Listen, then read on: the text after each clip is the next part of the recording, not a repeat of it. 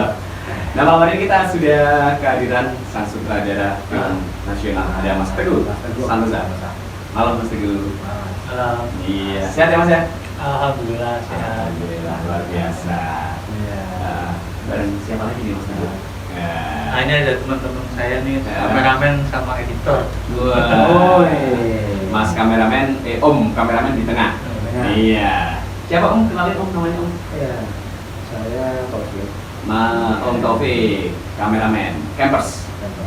Sama Om editor. Siapa ini Om editor? Selamat malam. Iya. Nama saya Arvin Mandagi. Om Arvin. Luar biasa nih. Mantap nih. Kita kedatangan 3 orang keren. Iya, dan beliau kesini kayaknya mau ini ya, mau apa namanya, berguru kita ya. Mau nawarin ini ya. Ya, mau aja sih kita ya. Boleh-boleh aja. Iya. Iya, siapa tahu. Nah, ini coba kita tanya ya, dari kacamatanya Om sutradara. Kita Oh, berdua cocoknya jadi apa Om?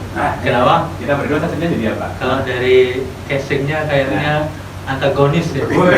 Iya. Cocok kamu. Kamu. Yang mana yang ini kan? Yang pakai api kan? Aku jadi copet, kamu jadi penipu. Pas banget.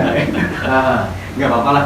Justru yang pas ada kok. kondisi itu. Iya, casingmu pas jadi penipu sih. Dan kita nggak perlu breaking lagi ya. Enggak, biasa nipu ya kita ya. Aduh, ada kondisi. Aduh, Gila. antagonis. Tapi bisa juga jadi protagonis ya, Man. Nah, yang mana? Saya. Dua-duanya Oh, bisa, saya. tergantung ceritanya nanti. Oh, iya sih. Ini bagian yang apes-apes dulu. Ada. Bagian yang apes-apes dulu. Boleh. Jadi sedih terus ya. Mukanya udah pas ya. Iya, Hmm. banget. Apalagi kental tua kan ini. Kamu jangan diinget tuh. Aku belum ambil. Iya. Bentar dong ini nunggu invoice-nya dari Om sutradara. Oh iya. Om Teguh. Iya. Jadi udah lama nggak ketemu ya. Nggak Iya. lama ya. Ya masih bolak-balik sih Mas kita. Saya masih bolak-balik ke Jakarta sama Bandung karena Oh. ada rencana kita ingin membuat film layar lebar di Pekalongan. Weh, Kalangan. Boleh dong di spill apa tuh nanti? Rencana sih kita akan syuting di Desember nanti 18 sampai 31 Desember ini kita akan membuat film layar lebar horor ya temanya. Tapi memang saat ini saya hanya masih bisa meng-hire satu aktor dari Bandung itu aktor Herlambang. Karena kebetulan aktor Herlambang itu sering main sinetron sama FTV sama saya, jadi hanya saya lobby ke Bandung bagaimana caranya supaya aktor meluangkan waktu entah itu 3 hari atau 5 hari di sini. Tapi saya juga dapat dukungan dari teman-teman. Kayak ada praktisi film juga dari Jakarta itu Yosi Mahalawan. Dia juga nanti tanggal 18 itu mau datang ke sini. Dia akan menjadi pemain juga. Terus kemudian ada juga Alexandra itu dari Bandung. Keduanya ini juga sering main film sama saya, sehingga saya ajak ke sini. Dan yang luar biasa ini adalah rekan saya dari Aceh. Dia dosen sastra tapi praktisi film di Aceh dan insya Allah nanti tanggal 22 Desember sampai 31 ini ada di Pekalongan akan terlibat jadi pemain dan kru film juga.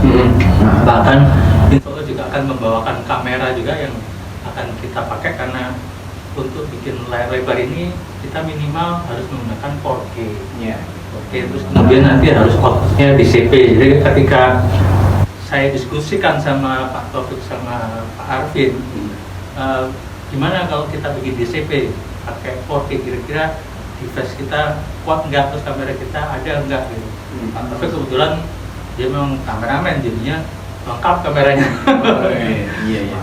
Tapi sekalipun lengkap, begitu kita bahas soal teknis masih ada beberapa kekurangan yang harus dia cari gitu kan. Pak Arvin juga gitu, dia juga harus menggunakan device yang lebih besar. Dia juga sedang mengumpulkan peralatan yang untuk bisa paling enggak mengedit film layar lebar. Nah, outputnya nanti mesti di CP yang 4K, itu gede banget teman. Terus kemudian kita sudah mendiskusikan juga kalau kita menggunakan color correction DaVinci itu komputernya akan hang karena gede banget. Terus akhirnya saya bicara, oke kita 4K aja deh. Saya sebenarnya bingung memberikan istilah ya karena saya pikir mungkin istilah yang standarnya benar kan standar exposure, tapi saya bilang ke teman-teman nggak matang by kamera gitu, jadi kita nggak usah color correction gitu, matang by kamera. Akhirnya saya sebutkan standar exposure lah, jadi kita tidak harus menggunakan DaVinci dulu, karena DaVinci itu akan membutuhkan ruang device yang lebih besar dan nanti komputer kita malah nggak bisa bekerja, saya bilang kayak gitu kan. Nah, oke deh, kita coba deh. Nah, kemarin September kita sempat juga sudah membuat 3 trailer ya. 3 trailer itu ada Das Guntung, ada Mayat Hidup, ada Melankolis gitu kan. Kebetulan Melankolis ya tiga-tiganya dibintangin Akbar Herlambang. Kebetulan Melankolis ini mendapat tawaran di TV kabel Bandung. Di sana mau dibikin serial di sana, ya mudah-mudahan tahun depan ya paling enggak. Nah, sementara tadinya kita mau syuting dulu Das Guntung, tapi kita pertimbangan cuaca sudah mulai hujan. Saya pikir kan kemarau akan panjang sampai Desember, ternyata sudah mulai hujan. Nah, saya khawatir kalau masuk hutan nggak taunya hujan gitu kan, medannya berat gitu kan, repot gitu kan. Akhirnya saya putuskan udah kita bikin yang Mayat Hidup dulu, karena Mayat Hidup itu lebih simple, terus apa namanya, base-nya itu rumah angker gitu kan. Tapi juga skenario yang saya siapkan itu banyak mengekspos wilayah-wilayah sudut-sudut wisata di Pekalongan, Mas, karena saya juga ingin mengangkat ini loh pantainya Pekalongan, ini loh mangrove Pekalongan, ini loh ada Simpang 5 kayak gitu kan. Jadi biar kota Pekalongan ini terangkat di film. Mudah-mudahan film ini biar bisa kami kejar supaya bisa tayang Lebaran. Mudah-mudahan gitu kan. April berarti ya? April mungkin, April Mei gitu ya. April kemarin ya. Tapi artinya agak pesimisnya adalah device editingnya itu apakah mampu atau enggak gitu kan. Kalau enggak pasti meleset gitu kan. Makanya kami sedang bikin proposal, mencari sponsor, mencari donatur gitu kan, supaya kita bisa sampai outputnya tuh DCP yang 4K gitu ya. Mungkin yang lebih tahu nanti masalah equipmentnya itu Pak Arvin ya. Kalau kamera kurangannya apa juga nanti yang lebih tahu Pak Taufik ya. Karena kamera 4K kita juga ada satu, yang lain 2K, tapi saya ada, oke Pak Arvin punya kamera apa? 2K, Pak Taufik ada 2K, ada 4K. Terus Abjari punya 4K mau dibawa juga, yang dari Aceh, yang mau dibawa ke sini. Ini yang luar biasa nih, yang dari Aceh gitu. Sampai mau datang ke sini gitu.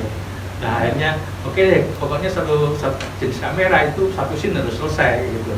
Mau pakai 2K mau 4K, tapi nanti masteringnya harus 4K ke DCP, karena bioskop hanya menerima DCP 4K gitu. Berarti begitu Mas. Iya, dari khusus hanya ya harus ambil bioskop nih. Nah, itu tuh. Desember ini ya mulai syuting rencana 18 sampai 31. Cuma untuk Antoy kemungkinan cuma 5 hari atau 3 hari di Pekalongan. Langsung dihabisin tuh semua ininya ya. Adegannya Antoy mungkin 3 hari, 4-5 hari itu harus kita habisin dulu. Hujan-hujanan ya? Ya. Musim hujan sebetulnya. Saya udah pasti hujan loh ini Desember ya. Ya saya juga bilang, ini kalau hujan gimana? Hujan tembak, pokoknya kamera jangan hujan-hujanan, pemain biar hujan-hujanan. Iya, lagi selamatin kameranya dulu dah. Tembak aja pokoknya ya. Kalau orang kena hujan-hujanan nggak mati ya. Iya. Tapi kalau kamera kena hujan-hujanan mati. Iya. Masih tahan banting kalau orang ya. Tapi kalau kamera nggak boleh jalan-jalan ya. Kameramen boleh jalan-jalan nggak? Ini Boleh. Kalau kameramannya boleh. Oh boleh ya? Kameranya nggak boleh. Soalnya gini, Mas, Gimana? kalau kamera mati nggak gampang disulut seperti rokok. Gitu. Ya. Iya. Itu Setuju. kalau memang nanti sudah nggak bisa berfungsi, yang lain kasihan. Artinya sudah ada talent, sudah ada scenes, semuanya yang penting kamera harus jalan semua. Katanya kalau dipanasin dulu bisa jalan lagi ya. Dipanasin apa dulu? Dipanasin deh. Om Taufik, persiapannya berarti berapa kamera yang dibawa ini? Jadi seperti tadi sebenarnya kita ini sebenarnya bagi saya istimewa ya. Saya mau katakan sama Mas Dulu, sama Mas Afin, kolega kita semuanya ya, teman-teman dulu. Jadi kita berprinsip tak ada akar, tak ada rotong akar pun jadinya. Jadi sebetulnya banyak sebenarnya yang harus kita persiapkan selain kamera yang sudah ada, karena gimana. Itu melayang labor itu kan perlu gambar Detail. yang baik, detail, kemudian warna juga harus sesuai dengan scene dan sebagainya. Itu bagi kita adalah tantangan. Yang jelas kita mengikuti scene yang ada dan koordinasi dari semuanya itu insya Allah. Yang paling penting bagi saya ekspor Kota Pekalongan dulu mas. Iya. Itu bagi kita semua juga, terutama kamera. Kemudian sesuatu hal yang akan terjadi seperti hujan itu sebenarnya ada momen-momen tertentu. Misalnya ada hujan malah jadi lebih bagus. Iya, gitu. iya. Ada untuk scene dan sebagainya. Momen-momen akan kita kejar bagaimanapun. Malah jadi beneran ya akhirnya ya. Adanya hujan ini nih. Iya, hujan membawa berkah. Hujan membawa berkah. Iya. Ya, hujan membawa berkah betul. Nanti berarti buat next project ya di Pekalongan lagi. Jadi Mas hujannya Betul. ini apa? Kong. Apa hujan kok ya? Oh, Iya. Kayak membawa berkah. Betul. Kayak ini ya pohon gitu ya. Ya makasih ya. Oh. Iya, agak tahu. Om Erwin ditantang tadi sama Mas Teguh untuk editing selama proyek ini berlangsung bisa ya dikejar sampai nanti bisa tayang sekitar Lebaran begitu Mas Teguh. Insya Allah bisa. Cuma memang ini juga sama ya, di peralatan kita juga satu tantangan juga kan, tantangan yang ya, cukup besar gitu. Sementara ini kita memang masih minim juga sih peralatannya. Iya.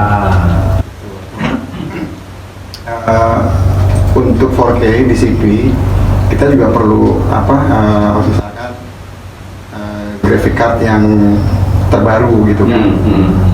Sementara ini kita masih pakai RTX sih memang. Sudah RTX ya. RTX-nya tapi masih 30 sekian gitu. Harusnya udah 40 sekian. Itu budgetnya juga Lumayan. juga. Iya. Tapi kebetulan dulu mahal itu peralatan itu. Tapi sekarang udah cukup Jago lah. terjangkau. Tapi juga masih buat kita masih Gitu juga. butuh bantuan juga. Ya maksudnya begitu ya. Iya. Tapi kalau untuk produser berarti udah jelas ada.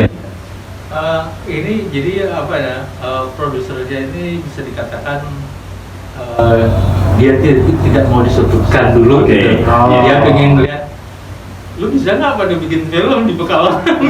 Orang-orang kampung mau bikin film layar lebar gitu ya. Dia bilang, bisa Pak, karena komputernya itu sudah bisa menggunakan PC. Jadi PC, saya bilang kalau PC di Pekalongan banyak dan tinggal membesarkan device. Tapi kalau dulu Pak, kita memang nggak bisa karena harus pakai Macintosh gitu kan.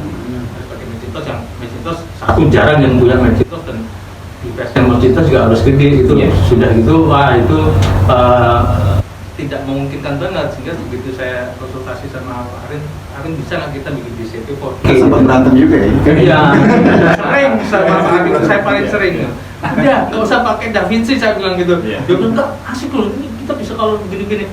Nanti kalau sudah satu film ini jadi, bisa masuk bioskop, menghasilkan, baru kita lengkapin semua alat, saya bilang gitu.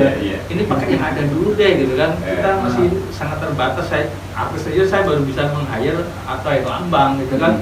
Artinya itu masih artis sinetron yang era tahun berapa, saya mulai atau itu tahun 2002 itu di sinetron Dia Cinta Memilih, terus kemudian sampai yang terakhir sebelum corona itu saya masih syuting sama Atoy di Menembus Mata Batin, FTV Menembus Mata Batin, atau sering saya ajak juga di Menembus Mata Batin, dan akhirnya cuma itulah yang bisa saya hire karena nggak cukup kalau untuk yang lain-lain. Sementara Pak Arvin bilang, Mas Teguh saya butuh ini gini ya boleh gimana dicukup-cukupin. Bentar dulu lah. Oh iya. Nggak bisa nih. Yang penting ini artis 3 hari 5 hari bisa syuting dulu di sini supaya ada nilai jualnya lah. Kalau nggak ada salah satu artis kan ya gimana, sekalipun itu atau era tahun 2002 gitu kan, sekarang mungkin penggemarnya ibu-ibu yang sudah punya cucu gitu kan, makanya penggemarnya segala macam memang berat. Tapi akhirnya saya berpikir nggak apa-apa deh pakai Atoy dulu, karena saya kenal Atoy dan sering kerjasama dengan dia di sinetron maupun FTV, sehingga dan Atoy mau nggak Atoy datang ke Pekalongan, ya gue cuma bisa 3 hari 5 hari lah kalau kayak gitu. Apa-apa deh. Nggak apa-apa deh, yang lain pemain belum terkenal nggak apa-apa, tapi bisa acting, sudah pengalaman di depan kamera kayak Yosi, kayak Afzari, kayak Alex itu sudah terbiasa ditonton, dan beberapa kali ikut main film saya juga, sehingga saya nggak perlu banyak latihan atau apa, paling kalau kita meeting online saya, Abjari kamu nanti perannya begini, karakter kamu begini, nada suara begini, oke siap. Yosi kamu ada 3 karakter suara, antara kamu di alam gaib, kamu kesurupan, sama kamu orang yang pengecut pada kenyataannya gitu. Nah, kemudian saya bilang, Alek, ini kamu pokoknya orang kayak orang stres terus gitu. Misalnya dari alam gaib stres, dari alam nyata stres. Oh iya, siap gitu. Ya, artinya nggak banyak melatih gitu kan, karena mereka sudah pengalaman semua dan kompeten di bidang acting.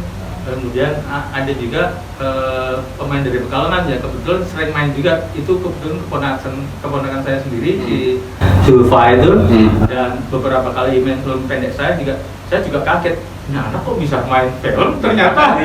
Saya nggak nyangka gitu, karena ponakan saya nggak ada yang ayo main gitu, mau malu om, mau main gitu, apa namanya Zulfa gitu nih, ayo dicoba mau bisa nih. Saya ajak lagi bisa sampai akhirnya sama Pak Agung juga sering dipakai jadi model daster, pemotretan model daster gitu kan. Terus kemudian Pak Agung juga kita sering kerjasama bikin konten YouTube, ada pesanan dari YouTuber gitu kan. Terus ada pesanan dari Kominfo, film pendek atau dari Jogja, Solo macam. Jadi kita sudah lama, artinya sebenarnya mereka tuh sudah saya bidik lama. Jadi ini kayaknya ntar bisa saya ajak bikin film nih. Gitu kan. Tapi yang maaf kalau saya lihat tidak kompeten ya, karena kompeten itu satu memang dia profesional di bidangnya, kemudian attitude-nya bagus gitu kan, terus punya loyalitas gitu kan. Terus tahu bahwa kerja profesional itu adalah mengikuti leadernya gitu. Bukan pingin pintar sendiri kan, karena kalau ingin pintar sendiri apa segala macam, ingin menguasai, sehingga tidak ketemu persepsinya gitu. Nah kebetulan Pak Agung sama ini ya memang memang harus yang tua-tua ini yang bisa sama-sama paham. Kalau yang muda mungkin masih merasa paling pintar sendiri gitu, susah ngarahinnya. Dikasih kompeten itu adalah attitude juga kompeten, bukan hanya karena skill terus keahlian bukan itu aja, tapi attitude itu satu kompetensi di standar profesional gitu kan. Nah kemudian artinya dengan itu kita sepakat mau nggak ya gitu, Pak Arvin sudah, Pak Arvin tolong di browsing PC bisa untuk output DCP enggak, karena bioskop hanya bisa terima DCP. Di browsing bisa maksud gue, ayo di film. Gitu kan. Kita harus memulai dulu bahwa Pekalongan lah yang memulai menghidupkan dan mengembangkan perfilman daerah ya. Karena saya yakin ke depan itu daerah-daerah lain masih akan menumbuhkan perfilman. Karena waktu saya survei ke Makassar itu di sana ternyata hidup, tapi karena di sana itu ada produser India, ada Pak Diki, ada siapa gitu, mereka yang sekitar 500-300 juta, kok mereka berani bikin. Nah saya survei ternyata pakai PC anak-anak gitu, gila pada nekat gitu kan. Tapi memang problemnya mereka nggak ngerti bahwa bioskop itu adalah etalase yang jualan. Sementara yang teman-teman Makassar ini filmmaker pada bikin mengangkat makaci lah, pokoknya mengangkat kearifan lokal yang belum bisa dijual. Artinya kearifan lokal itu bukan misalnya kayak makaci ya, malam pacar sebelum pernikahan itu diangkat, muncul di gambarnya di eksekuen, turun lagi, dan itu banyak, masa ada 10 ada 20 yang ngantri di bioskop. Ada salah satu produser yang menghubungi saya tertarik sih idenya Mas Tukur main video gini-gini, tapi jangan 1M lah gitu kan ya. Nah, berapa gitu, 500 gimana? Aduh nggak bisa. Jauh nggak bisa. Kecuali kalau nggak pakai artis, tapi kalau nggak pakai artis saya nggak mau, karena bioskop harus ada artis. Bioskop itu satu harus ada artis, poster yang jualan, trailernya juga harus jualan. Jadi artinya kalau begitu kita presentasi ini poster kita, terus kemudian ini trailer kita, begitu diputer trailernya ada artisnya nggak, menarik nggak trailernya gitu kan. Nah kalau trailer itu menarik dan poster itu menarik dan bioskop yakin bahwa ini bisa menghasilkan uang, baru dapat jadwal. Tapi kalau trailernya aja, aduh, ibaratnya baru setel 3 30 detik langsung gitu ya udah gitu. Nggak ada harapan ya? Nggak ada, udah susah gitu. Apalagi lihat posternya mentah, aduh ya udah, itu nggak bakal ditayangkan di bioskop. Maksudnya poster itu menentukan banget, poster itu menjual. Sehingga kalau dipasang itu, ini film apa sih ya, kayak gitu kan. Terus kemudian trailernya begitu mereka nggak lihat film utuh jadi gitu, tapi paling nggak dari trailer dulu bisa dijual nggak dari trailer aja gitu, ada aktornya nggak, ceritanya gimana sih nih, bikin penasaran nggak gitu kan. Kalau jeng dalam 1 menit itu kita berhasil dia nonton sampai selesai, pasti dia nanya filmnya siap kapan gitu. Nah kalau ditanya filmnya siap kapan, berarti kita akan dapat jadwal kayak gitu. Udah jelas kali itu ya. Nah tapi problemnya kita kan nggak ada anggaran untuk promosi. Ya, Jadi kalau ya, misalnya ya. kita dapat jadwal, itu PR-nya lagi bagaimana ini mengencarkan promosi film ini supaya se-Indonesia, karena XX1 itu mempunyai 150 layar. Iya. Biasanya pemain baru misalnya kayak kita yang mau store film ke bioskop hanya mendapat 50 layar karena belum tentu ini filmnya laku gitu kan. Tapi kalau 50 layar ini sehari penuh semua, pasti akan dikasih 100 layar dan itu akan jadi duit. Dan artinya bisnis film itu gini, jadi satu tiket pengusaha film itu dapat 10.000 gitu kan.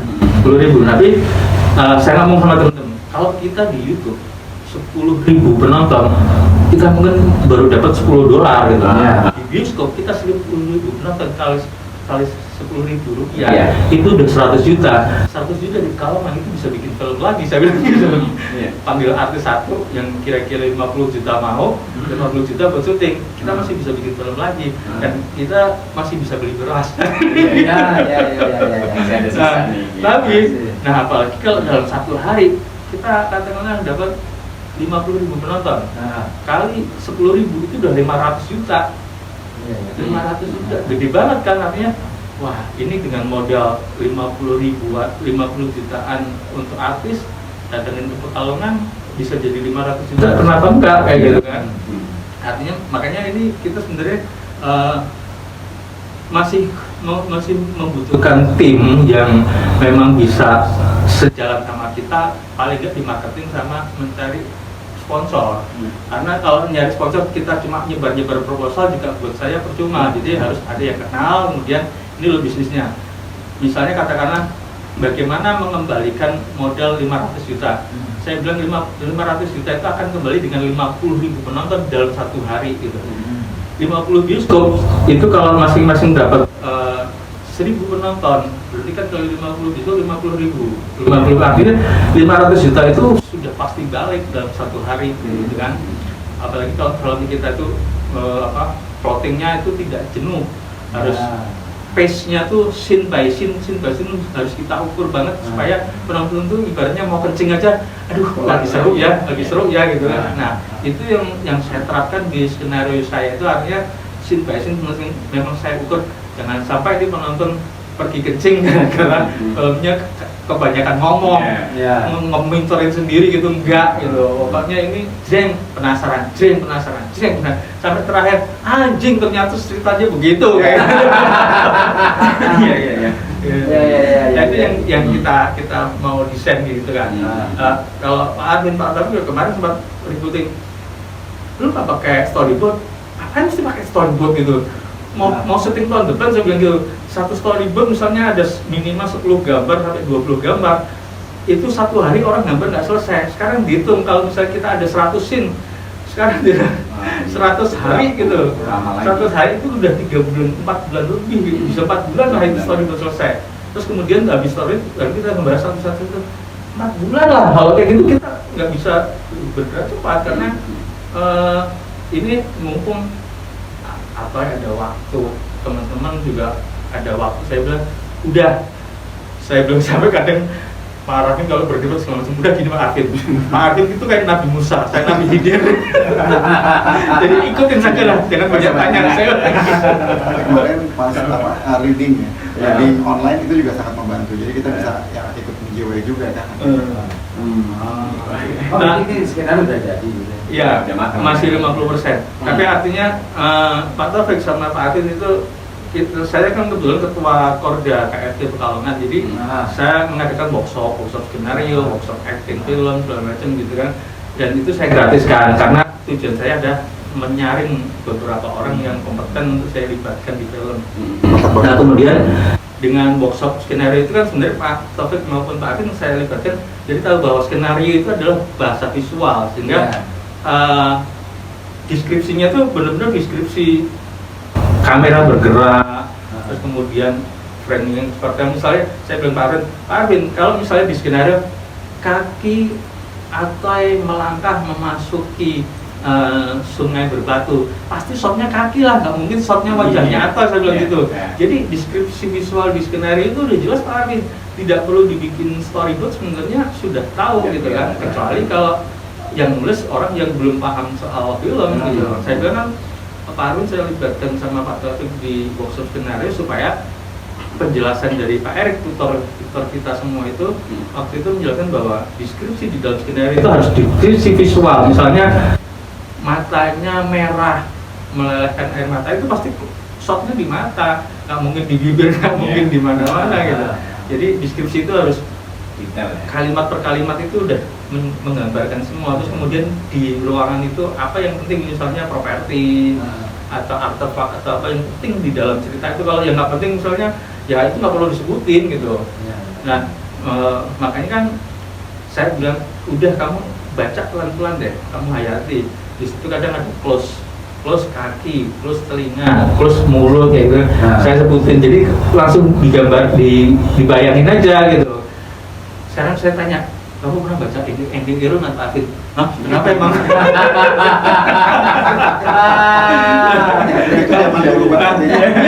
Iya, dasar banget itu.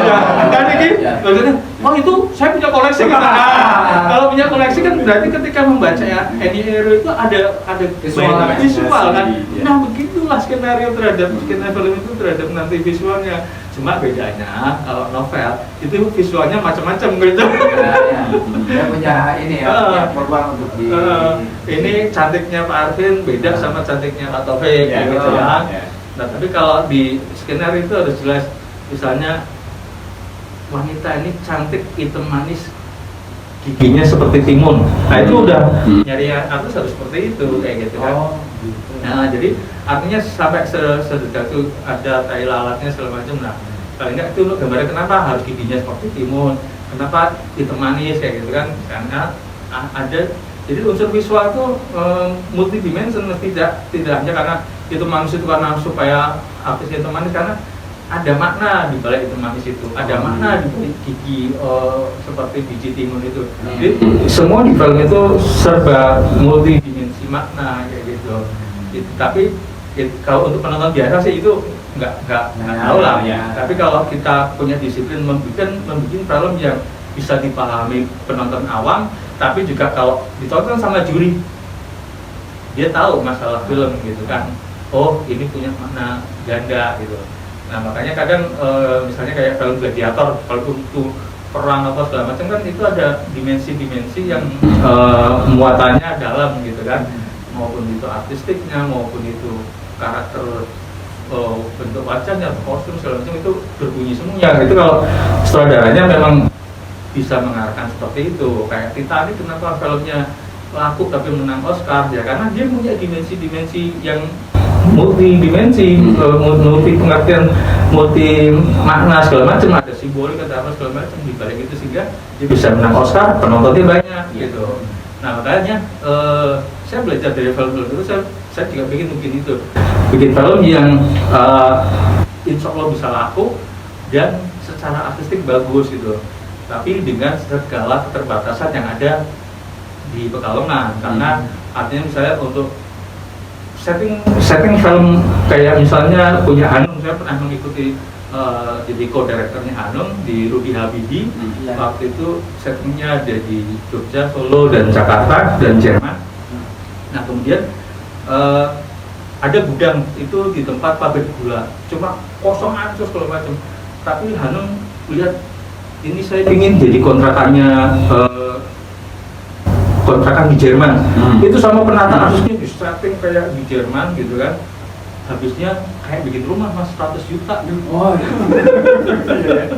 Kayak bikin rumah. Tapi hitung-hitung daripada ke Jerman. Kan untuk mengurangi biaya ke Jerman. Oke, di Jerman jangan banyak-banyak, seminggu paling maksimal 10 hari gitu kan. Nah, untuk mengurangi itu bagaimana scene-scene di Jerman itu bisa disyuting di Indonesia gitu kan. Waktu itu di gudang gula Klaten, di pabrik gula Klaten gitu kan.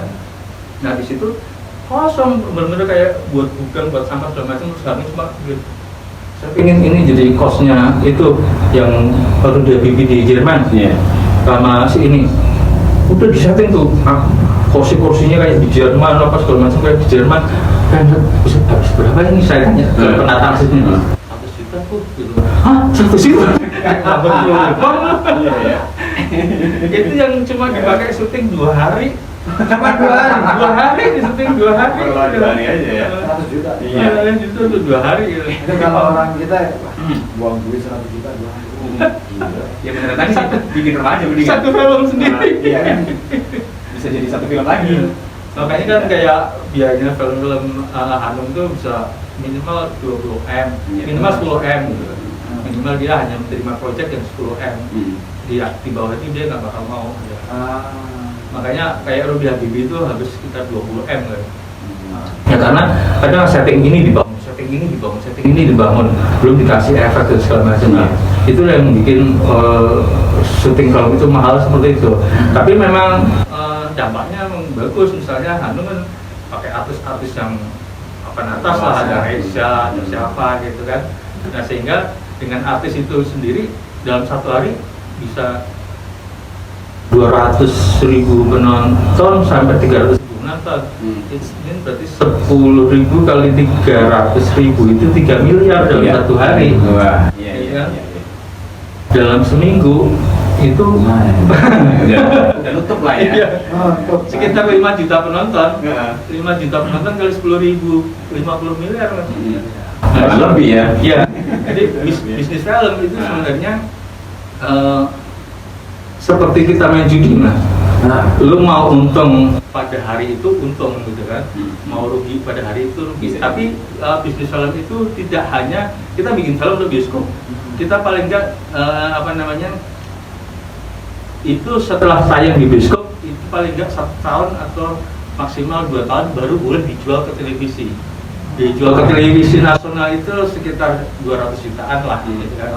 Artinya kalau kita bikin film di bioskop kemudian dapat berapa, kita masih bisa jualan ke TV. 2 tahun kemudian kita bisa jual ke TV. Oke, diambil misalnya TV RCTI apa Indosiar 200 juta, itu masih jadi duit lagi mas 200 juta. Terus kemudian setelah ditayangkan di TV 1 tahun sampai 2 tahun kita bisa jual ke media OTT, apa itu Genflix atau itu apa gitu. Nah itu penghasilnya dari view. Genflix kita akan mendapatkan itu satu view-nya 1.000 perak. 1.000 perak. Jadi kalau misalnya kita masih bisa ngejar sekitar penonton 10.000 penonton aja kali 1.000 udah 10 juta gitu kan. Nah kontrak di media OTT itu paling enggak 2 tahun. Jadi artinya kita bikin film satu, kita bisa cari untung banyak. Oh iya, cari banyak media ya. Iya. Terus kemudian kalau TV nasional udah atau setelah tayang di bioskop itu 2 tahun kemudian kita bisa jual ke TV nasional, bisa jual ke TV Singapura, bisa jual ke TV Malaysia, bisa jual ke TV Korea, dan itu duit gitu minimal 200 juta. Itu mereka cuma hak siar, hak siar kan hak cipta tetap di kita. Hak siar itu kan artinya kontrak saja, misalnya RCTI hak siarnya 200 juta tuh 1 tahun. Ya dia mau tayang 2 kali, 3 kali pokoknya 1 tahun. Tahun ke depan kalau dia tayang lagi dia bayar lagi kayak gitu.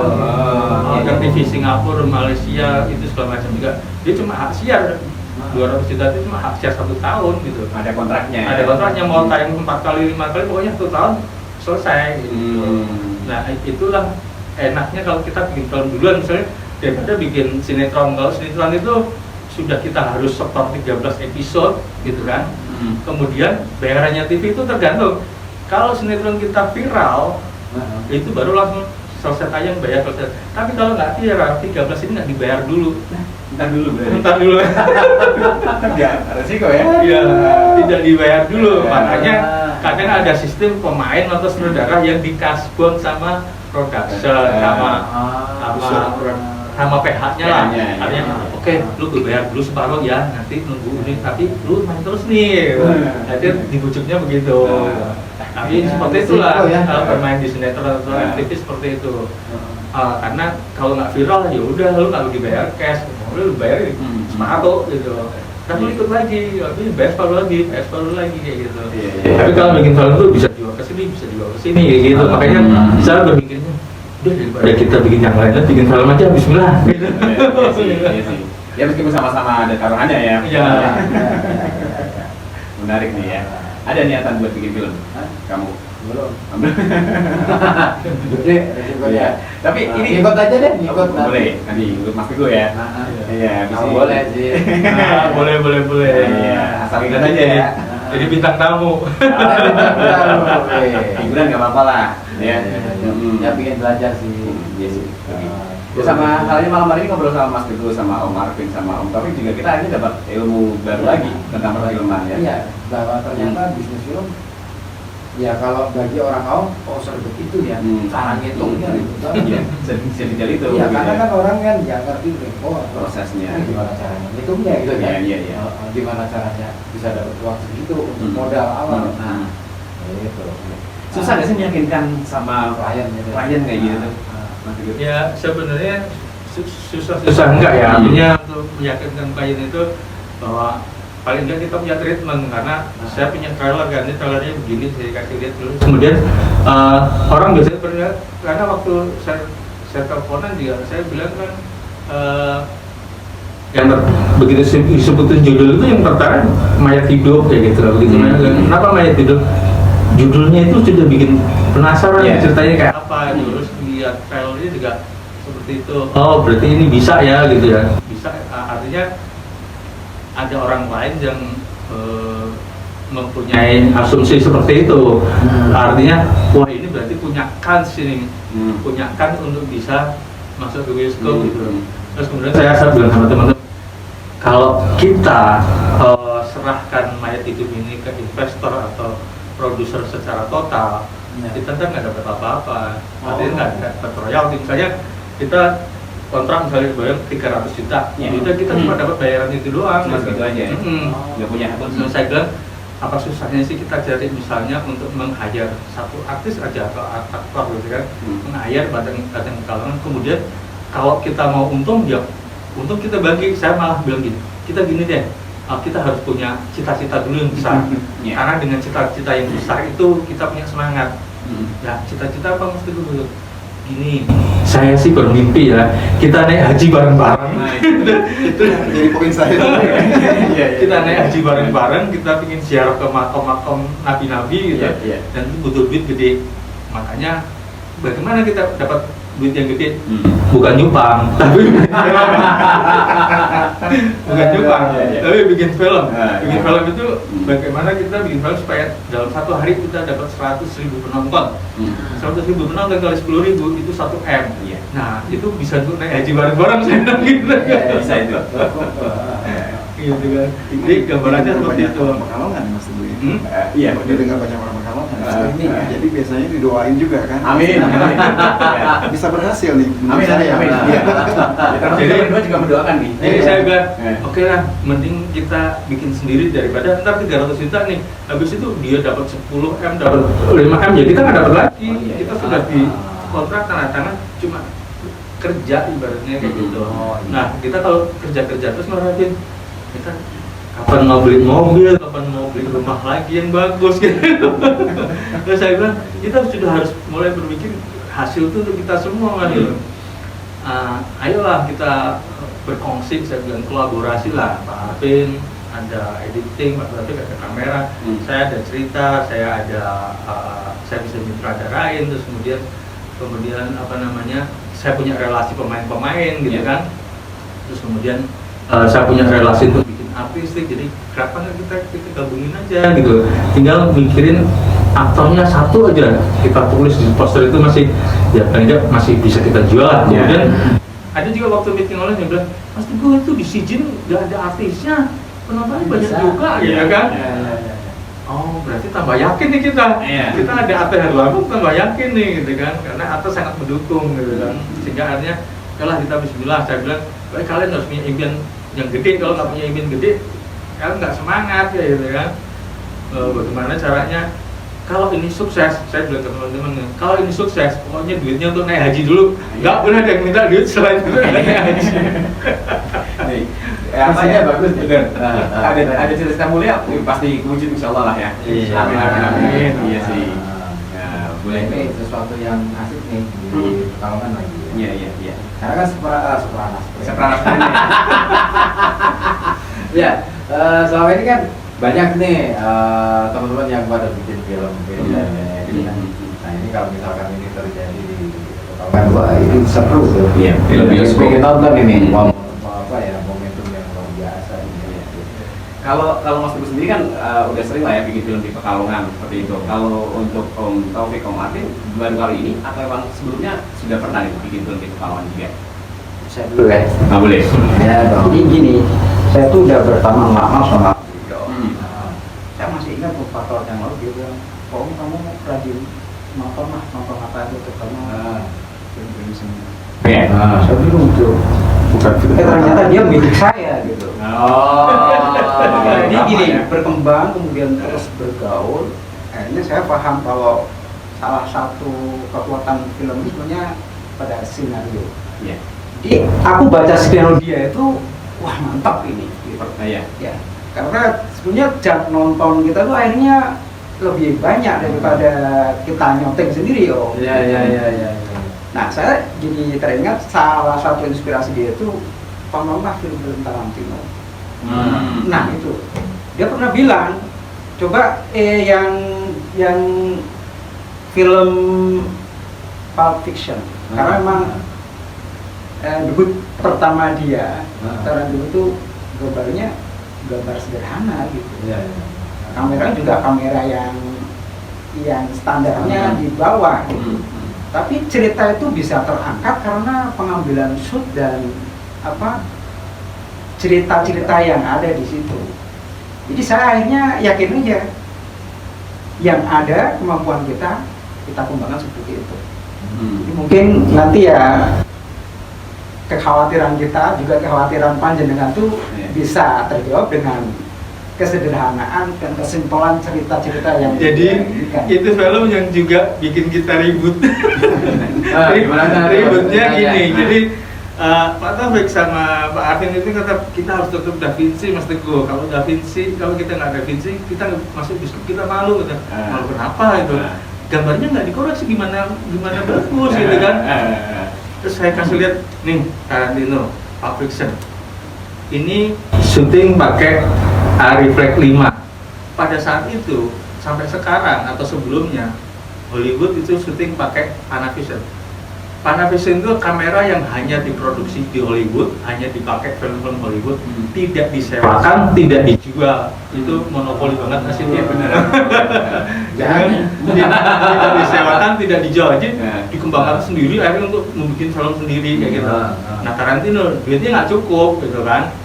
Dia bilang kalau duit mending untuk bayar artis. Sementara John Travolta salah satu artisnya di Pulp Fiction itu selesai syuting itu diwawancari gimana kesan-kesannya. Menurut saya habis untuk naik pesawat sama bayar hotel saya setiap syuting gitu. Sampai segitunya, artinya honornya John Travolta itu cuma untuk bayar hotel sama honor pesawat doang gitu, nggak ada nilai lebih. Tapi menurut John Travolta, tapi saya suka skenario-nya gitu. Puas ya. Jadi Pulp Fiction itu kan yang menarik adalah yang terakhir ditaruh di depan, yang depan ditaruh di yang depan ditaruh di tengah, yang tengah ditaruh di belakang. Tapi kalau itu diurutin, filmnya nggak bunyi, karena yang bunyi itu dari tengah itu bunyinya menggunakan salah satu ayat di Bible gitu kan. Kalau kamu mengembala kambing itu kamu yang mempunyai kuasa atau kambing yang punya kuasa kan kayak seperti itu. Itu disebutin ketika dia mau nembak. Dan yang terakhir karena pertama ada perampokan gitu, perampokan di restoran, kemudian itu di hold dulu masuk cerita yang justru di akhir, kemudian yang mestinya di awal ini ditaruh di belakang karena di situ untuk menasihatin perampok yang kacangan yang bicisan lah, bajingan klaster itu dikasih itu. Lu ingat nggak Bible ayat sekian yang bunyinya begini. Nah itu baru masuk ceritanya. Makanya di Tarantino itu dia mengutamakan konten. Kalau secara syuting saya bilang dulu itu syutingnya itu cuma standar exposure, matang by kamera, mentah nggak di color correction. Tapi ini film secara komersial dia untung gede gitu kan. Secara festival dia menang di 17 festival internasional gitu kan. Di 17 festival nggak main-main. Karena strukturnya kalau misalnya dia masuk di Cannes Film Festival juga dia best film kan. Nah di Cannes itu adalah Cannes itu selalu menerapkan dia tidak mau dia anti struktur. Dia tidak mau pola yang seperti Hollywood, orang begitu, harus membuat pola dan teori yang baru gitu. Nah itu kan yang beratnya bagaimana membuat teori yang baru tapi itu tetap dipahami penonton. Saya bilang nih, Tarantino itu cuma matang by kamera. Lihat nih, adegan yang di luar itu nggak ada color correction, nggak ada pakai apa segala macam gitu. Ribut misalnya, nah ini kan pakai white balance, black balance, terus kemudian skin tone segala macam. Ya skin tone itu standar exposure, saya bilang gitu. Itu standar exposure, tapi tidak di grading, tidak di color correction lagi karena Tarantino aja bilang film gue nggak gue apa-apain gitu. Lu nggak ada duit lagi kata dia gitu. Saya lihat memang bagus ya. Semuanya bagus gitu. Matang by kamera benar. Masalahnya kameranya mahal gitu. Bagus. Tanpa di color correction, grading juga sudah bagus. Udah matang by kamera bentar. Yang Ari Fleck 5 itu Mas Marvin, Ari Fleck 5 itu kamera jadul gitu. Kamera Sensor kecil ya, sensornya sensor kecil, kamera jadul saya bilang gitu. Sementara yang keluar bareng sama Panavision pakai Panavision, pakai kamera yang lebih keren. Tapi kenapa Panavision itu bisa laku karena dia masuk ke generasi pop, jadi menciptakan generasi pop yang baru, kayak gitu kan, generasi pop yang baru yang dia berani menunjukkan Art Deco yang zaman dulu tapi ngepop di zaman sekarang kayak gitu kan. Tapi itu juga menjadi trend center yang baru. Artinya dia berani mengeluarkan ide yang Profesor Manson waktu itu apaan nih? Film jadul gitu. Nah, akhirnya dapat dana cuma sedikit, kemudian Tarantino memutuskan duit harus untuk artis semua. Gila tuh artis semua. Kayak gini saya koreksi Mas ya. Dulu kan zaman itu dibuat tuh kan masih analog ya. Jadi maksudnya ini bukan pakai sensor. Maksudnya ada 5 kurang lebih yang saya tahu ya. Itu yang paling kecil itu ukuran mm-nya kecil yang Ari Fleck itu, sedangkan yang paling besar tuh IMAX gitu yang biasa di James Bond gitu. Itu aja dulu mungkin. Jadi memang koreksi itu tetap ada, tapi memang standar exposure sudah terpenuhi. Yang penting bagi kita proper apa yang dibutuhkan itu standar minimal, tapi itu tadi semua berkolaborasi ya, terutama tim dan sebagainya. Saya yakin kok, saya insya Allah bisa. Optimis aja deh. Iya dong, optimis dong. Iya benar. Ya sebenarnya mereka sudah beberapa kali saya coba, artinya bikin film pendek, dia masketir, mereka saya libatkan segala macam gitu. Saya pelajarin pengambilan gambaran segala macam, terus saya bilang kamera itu jangan goyang-goyang dengan bingung, tapi kalau mau mengikuti pemain juga yang pasti gitu. Saya bilang lu gimana pacarannya dulu kalau semuanya serba ragu-ragu gitu kan. Ngapain ragu, main ini ragu kayak gitu. Jadi kalau ngapain gitu salah segala macam, saya bilang lu gimana pacarannya dulu kok ragu-ragu mulu gitu. Kok bisa dapet istri, saya bilang gitu. Udah lupa kali pacaran. Udah punya cucu. Terus kalau misalnya ngesum, asal ngesum nggak ada emosinya, lu gimana mau kawin lu kayak gitu, gimana lu buat punya bini dua, lu ngesum aja nggak ada emosinya, nggak ada rasanya, nggak bisa dirasakan samsung itu nggak sembarangan gitu, ada rasanya lah gitu, semua itu ada maknanya di film itu gitu, nggak sekitar samsung gitu. Kelihatan kamu tuh nggak pernah pakai perasaan tuh kamu main sama cewek. Nggak segitunya kali. Iya. Nah kemudian saya coba oke kita bikin film urip gitu kan, film pendek waktu itu bulan puasa, terus saya pengen menggunakan statik gitu kan, terus blur kan kayak film lebar saya dulu gitu. Saya coba dulu. Mereka belum tahu kalau saya ada rencana bikin film lebar gitu. Dia coba, ayo gitu bikin, begitu dibikin sama macam. Nah, saya yakin, wah ini bisa nih, saya gitu kan. Ya, saya coba mereka berdua, ini bisa nih. Terus baru saya bilang sama Afin, bisa nggak sih? Kok di Makassar tuh pada bikin film 300 juta, 500 juta, ada yang 250 juta. Itu mereka pakai alat apa tuh coba nih? Pakai PC, coba di browsing nih. PC-nya itu bisa nggak untuk bikin DCP? Di browsing, datang ketok pintu malam-malam. harus teguh ya. Bisa dibikin DCP. Ayo kita bikin film lebar saya gitu. Optimis. Itu berarti jarak berapa tahun? Ini ngomongin soal itu. Nah, itu saya pertama 2020 Ya. Corona, saya dari apartemen Kalibata saya balik ke Pekalongan ikut konsorsium film sama ini produksi film di Jogja Solo. Malah baliknya dapat job, pasti mereka saya telepon siap. Iya. 2 hari kita harus syuting film pendek gitu kan. Nah habis itu dapat tawaran lagi bikin film pendek untuk youtuber. Kita coba juga, artinya saya coba mereka bagaimana bergerak cepat gitu kan terhadap story, terhadap cerita, terhadap penanganan kamera, mereka bisa bergerak cepat. Terus kemudian tahun 2021 saya ke Makassar 1 bulan di sana. Terus kemudian saya balik lagi. Nah saya coba untuk bikin urut terus oke, akhirnya jadi ada sekitar 3 tahun 2023 ini baru kita akhirnya putuskan Desember kita bikin trailer, kita tes kamera untuk kamera look untuk film gitu, untuk film look gitu kan. Kita tes kamera, terus kebetulan saya juga alhamdulillah hubungin Atta dan Lambang, Bang bikin trailer apaan gitu, bikin trailer gitu buat kita jualan gitu, kita cari sponsor, mencari apa segala macam. Apaan gitu? Gimana di Pekalongan kata dia. Iya, deh kapan kata dia. Umum gue lagi kosong nih kata dia. Mau ya. Sampai alhamdulillah. Jadi saya pikir ya inilah rezekinya, artinya Pak Adin sama Pak Taufik bisa, terus apa bisa, terus Alat bisa, Yosi bisa gitu.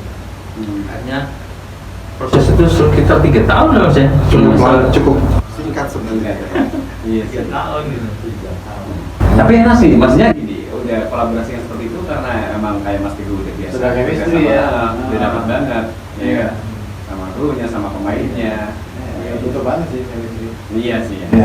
Ya kalau kenal sih masing-masing sebenarnya udah lama, kayak Pak Arvin dari saya bikin company profile pada pesantren Al-Quran Junaid gitu Iya. kan, sama Mungkin sebelumnya maksudnya.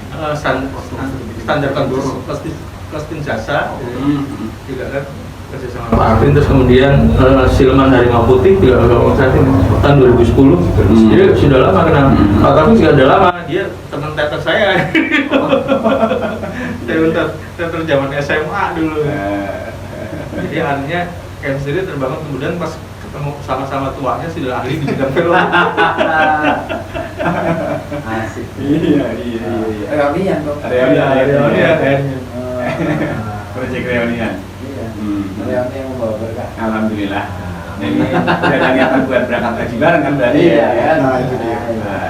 Begitu. Janji. Iya. Janji yang baik pasti terwujud lah. Amin. Oke. Itu kan berarti ada atau ya Lambang sebagai peran utamanya lah ya. Iya. Untuk talent lain berarti mengambil talent. Itu kan kayak Alex juga dari Bandung, terus Yosi dari Jakarta, terus Absari dari Aceh, terus kemudian Zulfa dari Pekalongan ya, keponakan saya itu. Kemudian ada yang ikut workshop acting di kita itu Ampri itu dari Pemalang. Jadi ini nanti kalau saya ngelatih Ampri itu tidak bisa gitu. Waduh, lokatnya Pemalang banget gitu kan. Terus kemudian kalau Absari itu lokatnya cocok itu mas gitu. Wah ini ada Pemalang, ada Aceh, ada Sunda gitu. Karena Yosi ini sih memang dia lahir dan gede di Jakarta, tapi dia asli Riau gitu. Jadi cengkok Jakartanya juga berbau Riau ya. Jadi nanti seru nih antara Pekalongan, Pemalang, Aceh, Sunda, Riau, Jakarta gitu kan. Itu campuran ini. Asik. Seru. Udah nggak ada nih berarti ya. Proses syuting kan berarti cuma berapa 2 minggu, 3 minggu ya. Rencana 2 minggu. Jadi paling enggak itu jadwal resminya kan 18 sampai 31 karena saya berpikir pasti 31 anak-anak pada nggak bisa pulang. Ya. Jadi itu untuk spare di waktu saya 1 atau 2 Januari itu biar kalau ada yang syuting kurang atau karena hujan mereka masih bisa ditahan gitu. Kecuali yang sudah ada pekerjaan harus pulang ya dia harus pulang. Di mana sih berarti nanti rencananya? Rencananya di Dapat Sari itu rencana ada juga Di tempat tuh berarti. di Ikan Bakar Wiroto sampai Oh, krematorium Sari. situ, terus kemudian area-area mangrove itu tambak-tambak situ ya daerah situ, terus kemudian ada simpang 5 mungkin ada 1-2 scene yang kita ambil di situ, terus gedung-gedung tua mungkin di sini gedung-gedung tua di Pekalongan gitu, terus kemudian juga ada salah satu di apa namanya yang ada akuarium itu PLPPW ya. PNP ya. Ada yang akhirnya kita di PNP maupun di wisata Pasir Kencana situ ya. Terus kemudian untuk tambahan-tambahannya itu kita ada di kafe-kafe Sigandu. Terus kemudian nah ini yang selalu jadi perdebatan ada lokasi Curug Bidadari. Karena medannya berat banget, tapi menurut saya itu eksotik gitu kan. Itu eksotik karena satu belum pernah diambil untuk layar lebar kan. Terus kemudian cuma waktu syuting trailer kemarin ada yang kakinya sudah tua gitu kan. Siapa ini? Om Arvin ya? Om Arvin gitu. Dan ponakan saya sendiri ini dia. Itu pulangnya. Berangkatnya ke sana sih. Karena Curug Bidadari itu naik terus turun. Nah baliknya ini yang termosan gitu kan. Makanya jauh-jauh hari saya bilang pada lari pagi ya, kalau enggak awas loh, nggak ada yang gendong di Curug Bidadari gitu. Nah, karena kebetulan saya bilang sama Pak Arvin sama Pak Teguh, ya kita sama-sama tua sih, tapi please deh, skenario gue butuh ini banget gitu. Kalau nggak ada ini nggak bunyi di skenario gue gitu kan. Tolong deh, satu hari di sana gitu, satu hari di sana, saya bilang gitu. Anak penting banget gitu. Kalau yang lainnya di Pekalongan kan sudah ringan. Saya bilang kayak gitu. Jadi ya udahlah, please saya bilang. Ada nggak alternatif yang lain kata Mas?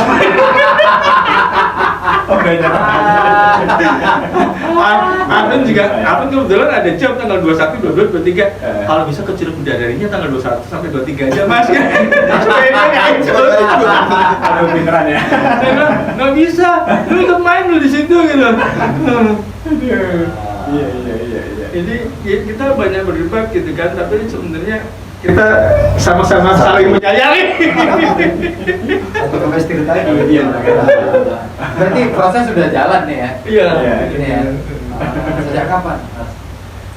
Jadi sejak September itu, Bikin trailer itu ya? Bikin trailer itu karena begitu bikin trailer, akhirnya kita meeting online gimana nih, kita mau bikin das gunung, terus saya kok kesini hujan, saya nggak berani deh kalau bikin das gunung, satu naik turun gunung, keluar masuk hutan dalam 2 minggu, apa enggak pinggang sama ini pada sakit semua nih, apalagi hujan-hujan gitu kan, riskan gitu. Terus kita sempat rubah bikin lagi nyanyiin Tembang Kuburan. Terus saya lihat lagi, wah ini riskan nanti mesti gali-gali rumah orang untuk kuburan segala macam, wah ini riskan nih. Ini aja yang kembali ke Mayat Hidup sebenarnya kan. Nah akhirnya jadilah Mayat Hidup ini yang mau kita produksi. Jadi dari Desember itu September sampai ini Desember, baru kemarin ya akhir November itu pas kita meeting lagi di kantor sama Pak Arun sama Pak David, terus kemudian dia ini aja nih sekarangnya ini sumpah ini bilang nanti kalau shot-shotnya nggak bagus gimana, jangan ngomong shot-shot nggak bagus dong.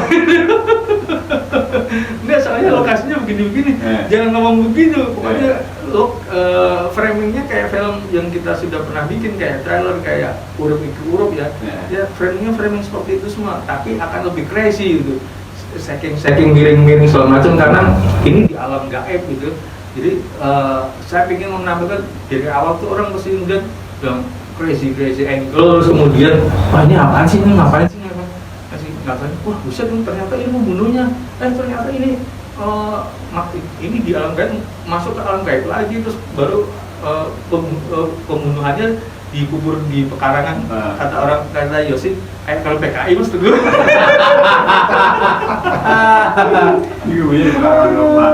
Iya. Terus kemudian begitu dikasih pekarangan kayak apa sih? Itu ada pohon pisangnya, wah paling PKI banget itu. Iya, benar. Iya, kayak di adegan Lubang Buaya. Lubang Buaya. Kita udah dapat bocoran filmnya berarti. Udah gambar-gambarannya. Iya, betul. Jadi kalau mau jujur-jujuran ya Mas Teguh, Om Arvin sama Om Taufik. Sebenarnya kalau genre horor saya jarang nonton ya, karena ada rasa takut ya. Masa sih Saya iya, tapi kalau film ayat itu kayaknya saya harus nonton. Iya. Kenapa? Dari pertama, ya. Satu kan yang garap Mas Teguh, ya kan. Terus juga lokasinya di Pekalongan. Iya, penasaran. Iya. Penasaran pasti. Nah itu. April nih paling nggak ya. Insya Allah. Mudah-mudahan di tes kita tercukupi. Kita Amin. masih ya ada kita tim yang untuk satu orang ya, tapi masih satu orang ini memang agak kesulitan. Satu timnya adalah orang yang belum pernah berkecimpung di menawarkan produk film sehingga akhirnya, tapi saya bilang, Pak, kalau saya ketemu orang terus nanti ini Pak apa namanya saya nulis skenario-nya kapan saya bilang gitu kan. Jadi saya bilang, saya kalau nulis skenario handphone saya matiin, saya nggak mau diganggu gitu. Saya hanya ingin buka kalau saya macet nulis skenario baru saya buka handphone terus ada apa gitu. Jadi kalau bisa nawarin proposal tuh ya disounding dulu, dirayu dulu, dikasih gambaran keuntungan dulu.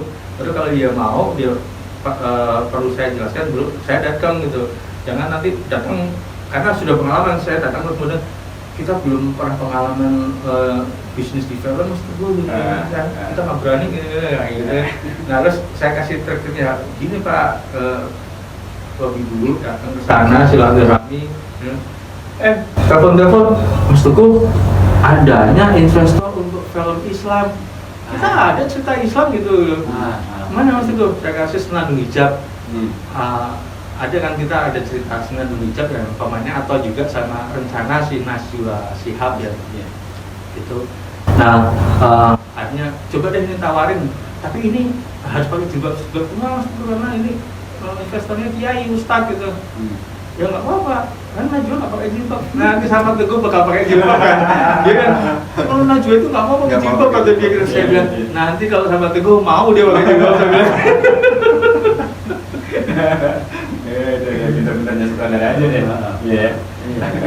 Jadi kita sudah nyiapin beberapa cerita, Mas, artinya cerita tentang yang tema Islam kita ada gitu kan. Terus kemudian tema percintaan juga kita ada, karena tema percintaan itu kita sebenarnya ngejar untuk OTT Genflix. Jadi tahun depan kita menyiapkan juga web series Genflix itu kan satu episode 20 menit kali 6 gitu, kontraknya 2 tahun gitu kan.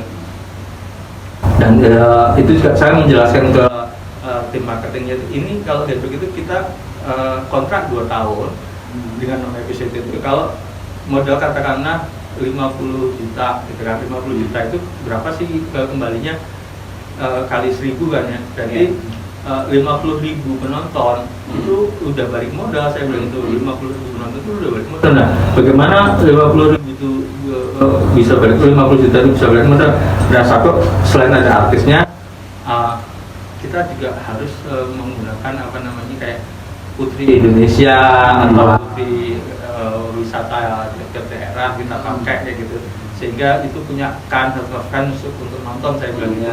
Nah itu bisa dihitung, misalnya Putri ini dia followernya 1000, ini 1000 tinggal dikali doang Pak gitu. Nanti bisa nonton, saya bilang kayak gitu. Oh gitu ya cara hitung-hitungannya dia gitu. Jadi artinya kita bikin, saya terutama sama tim saya ini, saya menekankan kita nggak mau bikin film yang untuk asik-asik sendiri. Wah ini bagus, ini keren nih, kayak gitu. Kita mau gagang film dulu. Saya bilang kan kemarin juga sempat membahas kalau masuk festival gimana? Udah deh jangan ngomongin festival dulu ya. Festival itu saya bilang, lu bikin film 50 juta, lu menang dapat piala, lu paling dapat piala, lu dapat duitnya berapa? 10 juta. Rugi gitu kan? Atau dapatnya 5 juta atau 3 juta atau dapat piagam doang sama piala, lu ngapain gitu? 50 juta taruh Genflix gitu kan, dapat 100.000 penonton, sudah 100 juta, iya gitu. dapat 200 ribu penonton, 200 juta, modal 50 juta ini 50 juta lu gue kasih untung 50 juta, kita untung 100 juta kita bisa bikin sendiri gitu, gitu. Iya. Ya. Dan itu film nanti bisa kita jual kemana-mana gitu. Udah deh, kita kaya dulu jadi membuat film, baru bikin film up. Ya benar, Iya. sepakat tuh. Jangan bikin film up dulu gitu, jangan deh, jangan ngejar piala Oscar dulu, jangan gitu. Iya. Ngumpulin modal dulu lah berarti ya. Cari duit dulu Cari deh, duit. gitu. Betul, Film betul. yang menjual gitu. Lagian piala Oscar kalau dijual Bikin replikanya aja udah. Iya. Tapi beneran saya baru ngerti nih. Ternyata kalau misalkan itu film ditayang di OTT cuma 2 tahun aja berarti ya, Mas? Kontraknya 2 tahun, nanti bisa dilempar ke OTT yang lain.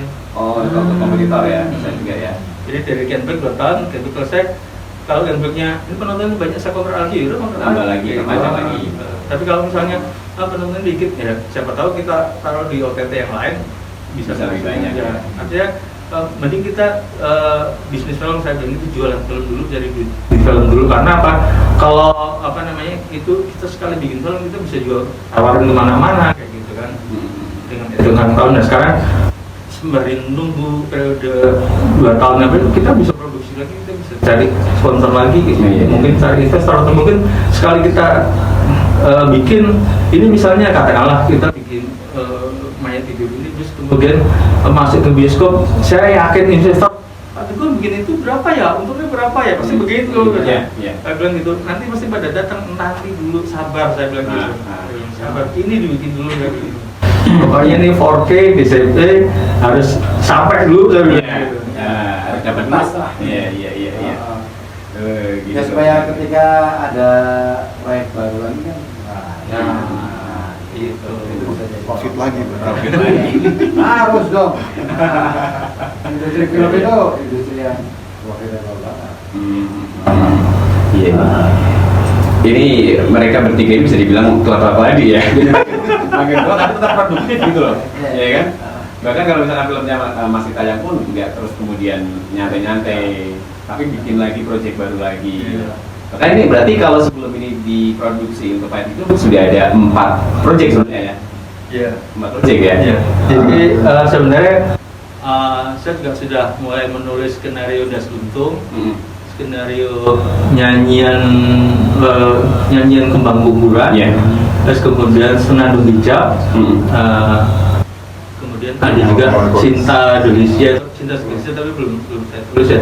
Nah tapi Sarimpi ini proyek dengan Absari ini, Absari Aceh, karena Sarimpi ini tradisi di Aceh ada kayak Mak Comblang lah istilahnya. Mak Comblang menjudulkan ini dari keluarga baik-baik, ini dari keluarga baik-baik, terus kemudian dinikahkan. Itu saya bilang ke Absari, waktu itu idenya ketika kita ikut inkubasi SIN di Bogor, kita jalan-jalan terus, kemudian Absari itu cerita soal Sarimpi. Saya bilang, bagaimana kalau Sarimpi itu akhirnya menikahi yang mau dijodohin sendiri.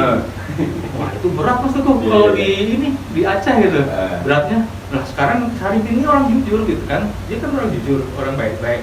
Terus kemudian begitu dijodohin, ternyata laki-lakinya ada ketahuan. Jadi kalau di Aceh tuh kalau ketahuan dia laki-laki ada minusnya lah, misalnya dipromosikan 100% oke nih, ngajinya bagus, ininya bagus. Ada 1% yang cacat, batal tuh nikah kayak gitu. Nah, berarti begitu ketahuan ada 1% yang membuat dia batal. Nah, bagaimana dia nikah? Karena dia nikah sama Sarimpi nanti, karena justru Sarimpi 100%, tapi kan dia punya istri. Nah, tapi begitu dia batal, ternyata istrinya menceraikan gitu. Istrinya menceraikan, dia mau berangkat TKW nggak diizinkan gitu kan? Nggak diizinkan, kemudian menceraikan sehingga dia berangkat ke TKW. Ya udahlah, dia sudah diceraikan, dia nikah lah sama Sarimpi ini nikah gitu kan? Oh boleh kata itu. Nah, kalau Sarimpi Absari itu cobalah mencari dana dari sana, nanti kita masukin OTT, saya bilang gitu. Jadi itu film percintaan ringan tapi bisa dijual ke OTT, saya bilang gitu. Harusnya atau lagi aja diajak gitu. Tapi itu sudah mesti diacah, ya diacah lah kan duitnya, kalau duitnya dari Aceh, saya bilang. Buat next project lah ya, di sini begini ya. Masuk OTT kalau itu. Ya itu Sarimbi rencana yang nulis nanti Abjari yang bukan nulis dari Aceh. Dia kan dosen sastra juga di Aceh. Kemudian praktisi juga di film di Aceh gitu ya. Dan kemarin juga dia sudah lolos sertifikasi penulisan skenario. Nah, jadi saya bilang ya Sarimbi lu yang nulis lah gitu. Baru paling saya supervisor aja gitu sama director aja nanti gitu. Oke. Web series berarti itu ya? Itu web series. Jadi satu seriesnya 20 menit kali 6. Kalau genre itu 6 episode, tapi per episodenya maksimal 20 menit. Iya. Web series itu. Nah, ini juga ini saya lagi penasaran kan Mas Teguh udah banyak bikin film, entah itu sinetron, FTV, film bioskop, web series juga di OTT. Nah, tantangan-tantangan apa Mas Teguh yang ditemui Mas Teguh dalam membuat film ini? Ini yang ditakutin sama teman-teman saya. Iya. Jadi saya pertama bikin sinetron itu pertama kali saya nyutradarin ya tahun 2000 ya. Itu saya nyutradarin Lingkar Dajjal. Lingkar Dajjal kan.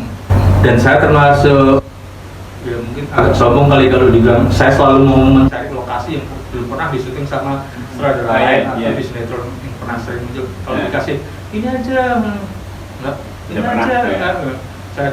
Saya cari ada rumah singgah atau rumah liburnya para seniman-seniman. Jadi ada seniman tari, ada seniman lukis, ada seniman, itu yang terpelosok-pelosok gitu. Nah ini keren ini gitu. Syuting di situ. Adegannya si perempuan itu melihat hantu gitu. Hantunya udah kita siapin hantu-hantuan. Iya. Begitu nengok kelihatan hantu beneran gitu. Dia langsung pingsan. Tapi bukan itu menjadi kesereman buat kita. Karena yang teriak sampai pingsan itu perempuan yang seksi cantik gitu kan. Jadi bilang yang lain pada siap menerima si wanita cantik itu, bukannya pada takut gitu. Malah pada berebut, jangan jatuh modus. Nah ini juga gitu. Nanti kalau bikin horor muncul beneran gimana? Ya lu kan indigo, saya bilang gitu, ngapain lu takut ya? Om Martin indigo? Istrinya. Aduh. Iya. Ya, Om Martin tuh kalau ngajak istrinya ke saya, itu siapa?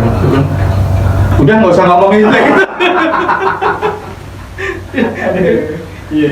Jadi kan kayak gitu. Jadi Pak Teman juga bisa melihat seperti itu. Jadi artinya mesti takut gimana? Itu bukan kita yang takut, takutnya pemain kalau pemain kamera kru segala macam kesurupan nggak apa. Kalau gue kesurupan itu yang lu bingung gitu. Produksinya macam ya.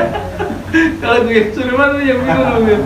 Tapi alhamdulillah sih saya syuting di tempat-tempat gitu yang ada kejadian-kejadian kayak gitu, penampakan muncul ini segala macam. Tapi so far sih artinya bukan karena di sekitar itu ada orang yang bisa apa, tapi so far jadi prinsip saya itu kalau kita berani, setan itu nggak bakal, kalau nyali kita gede gitu, itu nggak bakal gitu kan. Terus kemudian kenapa nyali kita gede? Jangankan setan, macan aja kalau nyali kita lebih gede gitu, macan juga ngerti takut gitu. Gila lu macan beneran gitu. Iya. Saya pernah syuting waktu itu sama Mas Ayu. Sudah latihan kan karena kamera mesti diukur. Mas Ayu kesini cek, macannya berarti di tempat kamera cek pakai seling, ditingkat berkali-kali ngepasin fokus. Begitu cek lepas selingnya, macan itu harimau segedenya segini gitu kan, lari sampai di depan kamera tuh. Wah, buset, langsung pemiliknya kan jangan ada yang bergerak gitu kan. Nah, semua pada berhenti semua, sampai yang banci itu pegang kostum itu gini harus kencing gitu semua. Nah akhirnya yang tukang ngasih makan sama tukang mandiin macan itu yang kamu lari gitu kan kata pemiliknya. Ngejarnya yang, jadi harimau itu ternyata ngejar yang takut, ngejar yang lemah, yang takut gitu. Yang lemah, yang takut, yang lari itu yang dikejar. Jadi makanya pemiliknya itu bilang jangan ada yang bergerak. Semua otomatis gini lirik-lirikan doang. Ngobrol semua ya. Ngobrol semua. Yang banci ini, kocor. Saya di samping kamera, ini harimau, wow, buset, kayak apa coba? Ya, beneran. Tapi karena yang pemilik itu langsung teriak gitu, jangan ada yang bergerak gitu. Udah bergerak. Nah, kalau ular itu udah biasa lah ya. Harimau itu yang bikin tegang banget gitu, karena begitu ngejar yang pawangnya itu, yang tukang mandi itu kan jatuh, dicakap beneran, udah dicakap udah mau digigit, yang punya itu ya setengah arah gitu, kan tinggi gede, terus tendang dong, jangan nakal kamu, gitu langsung dari maunya ya, tuh takut ya. gitu. Terus, nah ini nyalinya harus kayak saya. Ya, repot. Kamu yang ngasih makan gitu. Ya nggak apa-apa. Kita nggak kenal gitu ya. Kita nggak kenal. Tetap ada rasa takut sih. Tetap Ya. aja. Iya. Termasuk sama makhluk gaib pun kayak gitu ya. Heeh. Harus berani lebih besar lah nyalinya ya. Jadi kebetulan nyali Pak Arden, nyali Pak Taufik ini saya Ya, lihat uji lah ya. gede-gede gitu. Iya sih. Jadi nggak mungkin setan berani sama mereka gitu. Iya. Oh, udah lihat. Mereka respect lah sama beliau-beliau. Setannya takut ini. Iya. Nah, betul. Iya. Waktu saya bilang yang repot kalau sutradaranya, misalnya saya kesurupan itu yang repot, kata dia, lu setan ngapain setan masukin setan? Aduh. Iya sih. Ini tukang ngetek film horor, Iya. ngapain tukang bikin film horor, kenapa setan masukin lu? Setannya juga malu sekali gitu. Ntar malah ditulis nih. Iya. Malu dong. Iya benar. Wah, ketahuan. Aduh. Tapi seberapa sering sih Om Taufik, Om Arvin juga kerjasama sama Mas Teguh ini? Bareng-bareng kayak gini, bertiga kayak gini tuh. Kalau efektifnya kurang lebih sudah 3 tahun. 3 tahun. Kita bersama ini 3 tahun. Jadi kalau ada apa-apa, calling-callingan. Udah oke. Kalau saya sih oke aja. Bagi saya segala aktivitas insya Allah membawa berkah. Amin. Karena ya itu tadi dari niat ya. Harapannya cukup serius ya Pak gitu ya. Cukup Iya. serius ya. Dia kan dari Itu. 2020 Trio Mas Ketir, terus 10 film pendek untuk konten itu ada vlog duda, 40 janda, Banyak ya. selingkuh sepulang reoni, terus apa lagi tuh jomblo itu, gitu kan, salah kamar, banyak banget yang kita sudah sering kita bikin gitu. Jadi saking banyaknya lupa judulnya. Saking banyak Urip itu huruf gitu kan. Iya. Religi itu berarti ya. Hmm. Puasa. Oh iya. Puasa. Jadi ini juga termasuk ketika kita enjoy gitu ya, karena Iya, kita iya. suka. Iya, iya. Intinya semangat ya, salah satunya itu. Hobi ya. Hobi. Beneran, iya sih ya. Didasari dengan rasa suka, jadi nggak terasa beban ya. Kan ada istilah juga kan, pekerjaan yang baik adalah pekerjaan yang kita sukai kan, gitu kan. Nah. Ini kebetulan pekerjaan juga kan. Iya. Kita sukain kan. Nah, Dan harus ada ininya. apa tuh? Apa tuh? harus pergi haji gitu maksudnya. Iya. Tapi ngomong pergi haji, Nah, ini saya kan berarti. tergolong ini ya, muka saya bukan muka orang Islam gitu kan. Bukan mualaf gitu. Ada ya? Bukan orang Islam gitu ya? Aduh, susah nih. Enggak, saya sih nggak mau masuk Islam. Enggak. Iya. Cuma saya lahir sudah Islam. Iya, benar. Jadi banyak teman-teman saya, bahkan Pak Taufik pun juga Alhamdulillah. belum lama dia tahu bahwa saya sebenarnya Muslim juga. Nah, waktu saya ngomong, pokoknya kalau kita sukses kita naik haji semua pada nengok ke Arvin. Arvin lu mau ke Israel? Aduh. Sekarang gue baru tahu tuh Kemarin-kemarin. 1 bulan yang lalu. Tapi pernah nggak itu Om Taufik nyuruh Pak Marvin, ini dong masuk Islam gitu pernah? Ya sebetulnya dalam hati seperti itu ya. Pak Taufik cuma bilang gini, ini kalau di agama kami katanya. Semua bilang gitu. Terus saya bilang, agama Pak Taufik apa sih bilang begitu kan? Aduh. Enggak, Pak Taufik pernah saya tanya sama aku, Arvin itu mualaf apa gimana? Dia ateis dia gitu.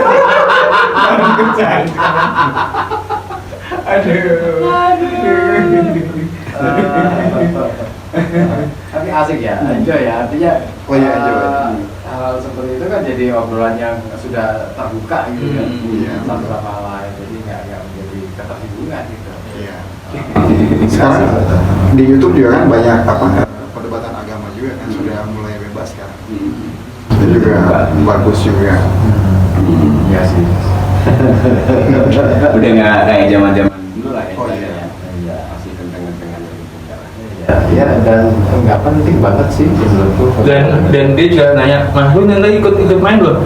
Gue ngucap istighfar nggak? Nggak usah, dulu akan APS.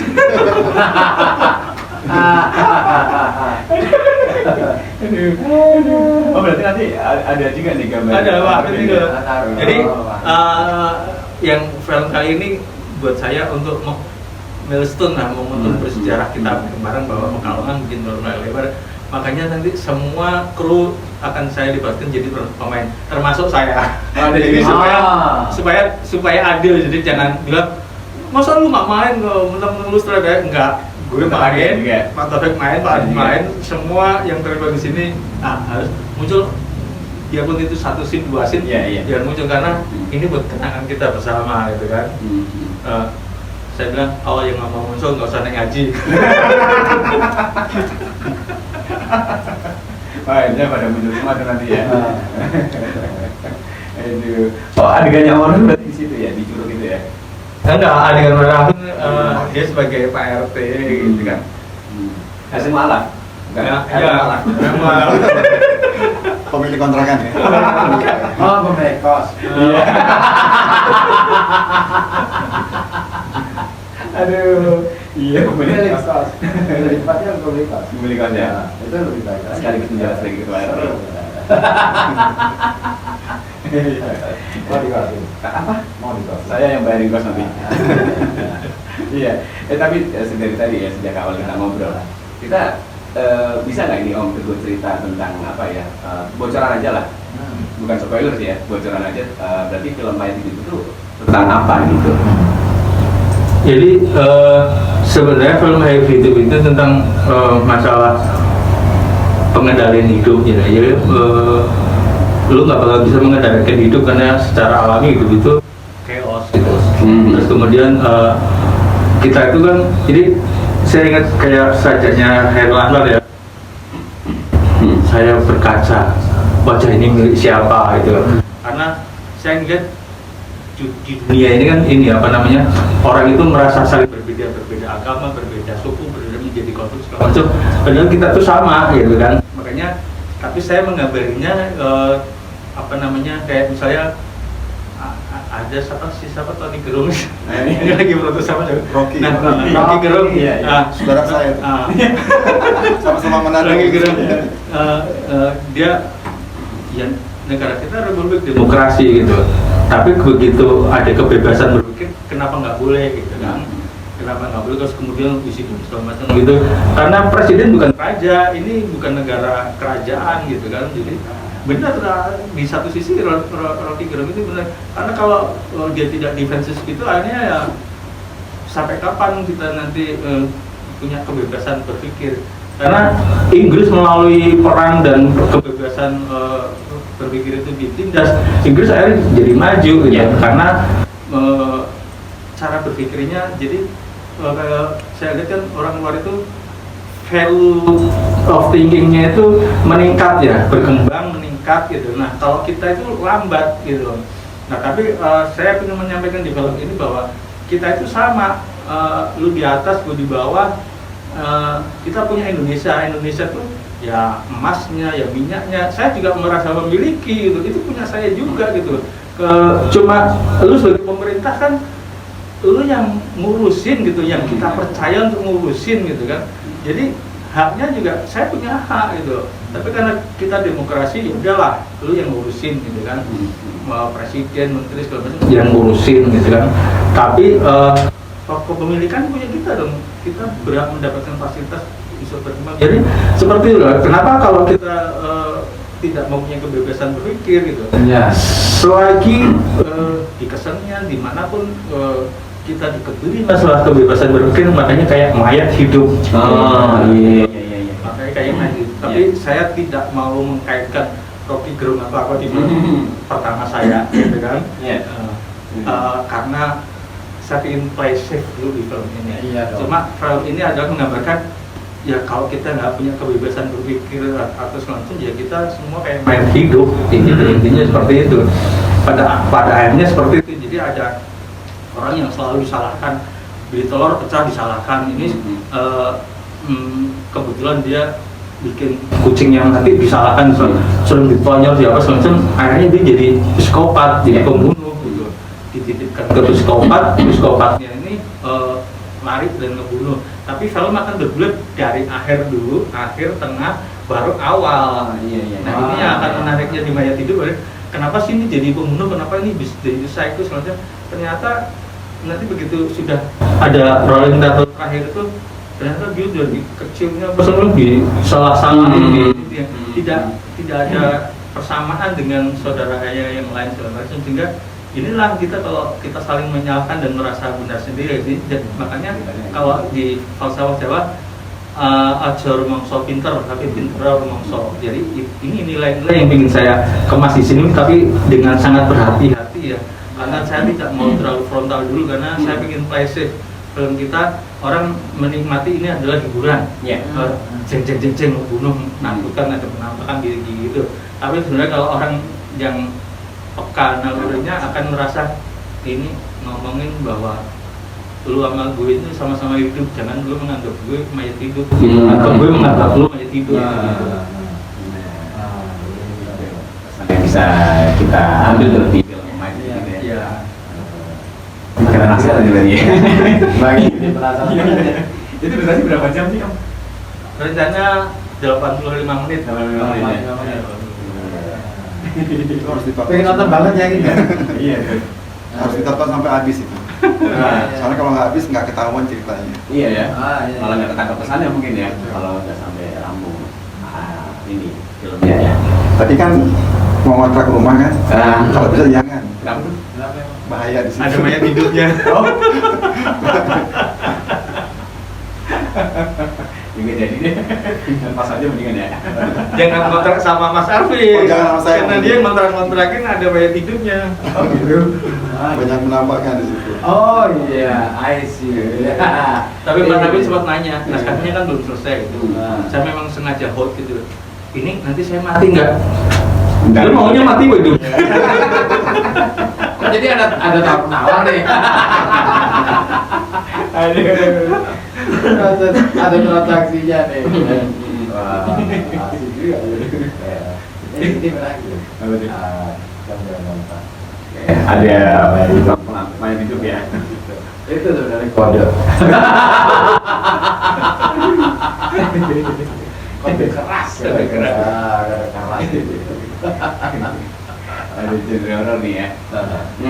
Termasuk ini, apa namanya, kayak Om Taufik juga sama Om Martin biasa nggarap film-film horor juga. Kalau film horor hanya di Mas Tigo. Bareng sama Mas Tigo. Lebih seringnya apa yang dibikin sama Mas Arvin? Kalau saya sih basicnya komputer ya. Iya. Drama, Drama. film pendek, film drama. Kalau film-film Film Mas Aktif, Vlog Buddha, Bakul Janda. itu pun sama Mas Teguh semua. Selingkuh iya. pulang reoni. Tapi di luar Mas Teguh saya juga suka bikin video profile juga. Itu juga pernah juga ngejual sama Mas Teguh juga. Laku dijual. Gitu. Izin nggak tuh sama Mas Teguh? Iya izin. Oh izin. Kalau Om Taufik biasa apa? Saya sebelum ketemu dia itu saya sering kalau liburan ke Empang, ke Alas, apa Mayandi, terus sambil bawa kamera, banyak lah. Terutama yang saya suka itu burung, karena burung itu banyak cerita tentang burung dari zaman dulu sampai sekarang, dan itu ciptaan yang paling istimewa karena bisa terbang gitu. Jadi saya dokumenkan itu. Nanti timingnya insya Allah ada lah, saya akan keluarkan. Iya. Waktunya Sesuai nih. tapi yang awal-awal saya sudah bikin foto, bikin dokumenter dan sebagainya. Dia mungkin juga waktu itu tertarik mungkin. Ya Bu ya. Waktu itu aku pernah presentasi ke kamu kan. Iya. Ini hasil saya seperti ini Bu. Jadi Pak Taufik ini pembuat dokumenter film burung yang dia masuk hutan itulah maksudnya kadang masuk hutan, naik pohon, masuk kubangan lumpur segala macam hanya untuk mengambil misalnya burung bertelur telur menetas ya gitu, dia nungguin makanya mah buset nih anak dokumenter banget gitu kan. Makanya begitu ada sertifikasi dokumenter saya ajak gitu. Tapi kok sertifikasi gimana? Yang lain kan pada nyantai karena dia ngerasa wah saya nggak bakal lulus deh. Pak Taufik kan dia, lu tuh punya materi, lu punya shot, lu punya film gitu kan, lu harus lulus sebelum malah kayak ayam mau bertelur kesana sini bingung, wah mikir buka buku segala macam. Lu nggak usah buka buku, lu cerita aja, gua udah bikin dokumenter, lu kasih lihat udah selesai gitu loh. Dokumenter itu gimana, dokumenter bukan fiksi, kenapa lu bingung? Iya tapi akhirnya dia lulus juga, justru yang lain nggak lulus. Jadi dia ternyata diam-diam membuat film dokumenter tentang burung, berbagai macam burung, shotnya dia punya, gitu kan. Dan itu menjadi bagian hobinya loh. Ini keren nih, kenapa lu nggak bilang kalau lu punya satire segini gitu? Bisa tuh bikin film, saya bilang gitu. Terus saya tanya 4K nggak? 4K gitu. Oke lah, kalau gitu nanti kita coba gitu. Tapi saya penasaran juga tuh, nanti mau dikeluarin katanya burungnya. Burungnya siapa? Pak Taufik mau dikeluarkan. Jadi dia bilang begitu kan? Makanya Burungnya bertelur. dalam film itu.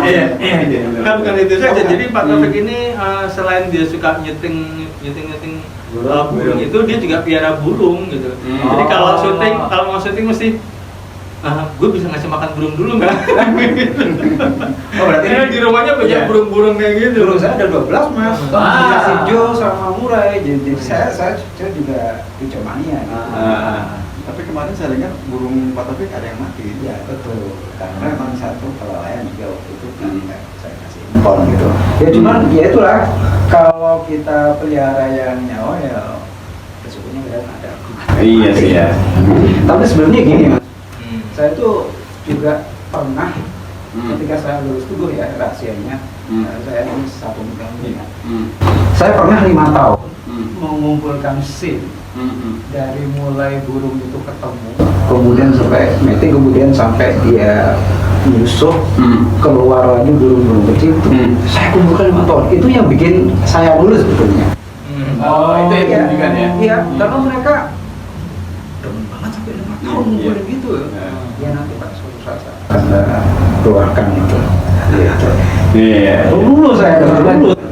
Makanya saya ketika itu kayak mau betul gitu kan, bingung gitu. Oh iya, saya ingat Pakai itu aja gitu ya. asli udah sama dia gitu. Itu pas Giliran setelah kita lulus 2 bulan atau 3 bulan ya, kita dapat transferan 5 juta gitu kan. Yang lain, ya kalau gitu gue mau gue lulusin. Gue kalau ya lu udah gue bilang kenapa lu jauh-jauh selalu nggak lu lulusin. Ya udah yang enak tuh Pak Taufik tuh dapat duit. Itu gara-gara burung ya Pak Taufik. Gara-gara burung ya, burung membawa berkah ya. Burung bawa berkah. Jadi ditinggal ke sini, ditinggal syuting nanti selama 2 minggu nggak masalah tuh burung. itu nanti kita panggilin lah sesama kecomanya. Oh iya. Yang ngurusin gitu. Itu pas ngambil gambar di burung itu nggak pandang musim gitu.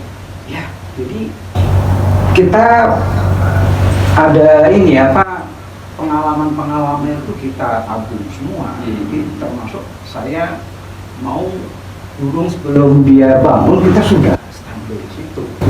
Itulah try error tuh 5 tahun saya. Keren loh itu. Iya, telaten banget ya. Ya karena demen ya.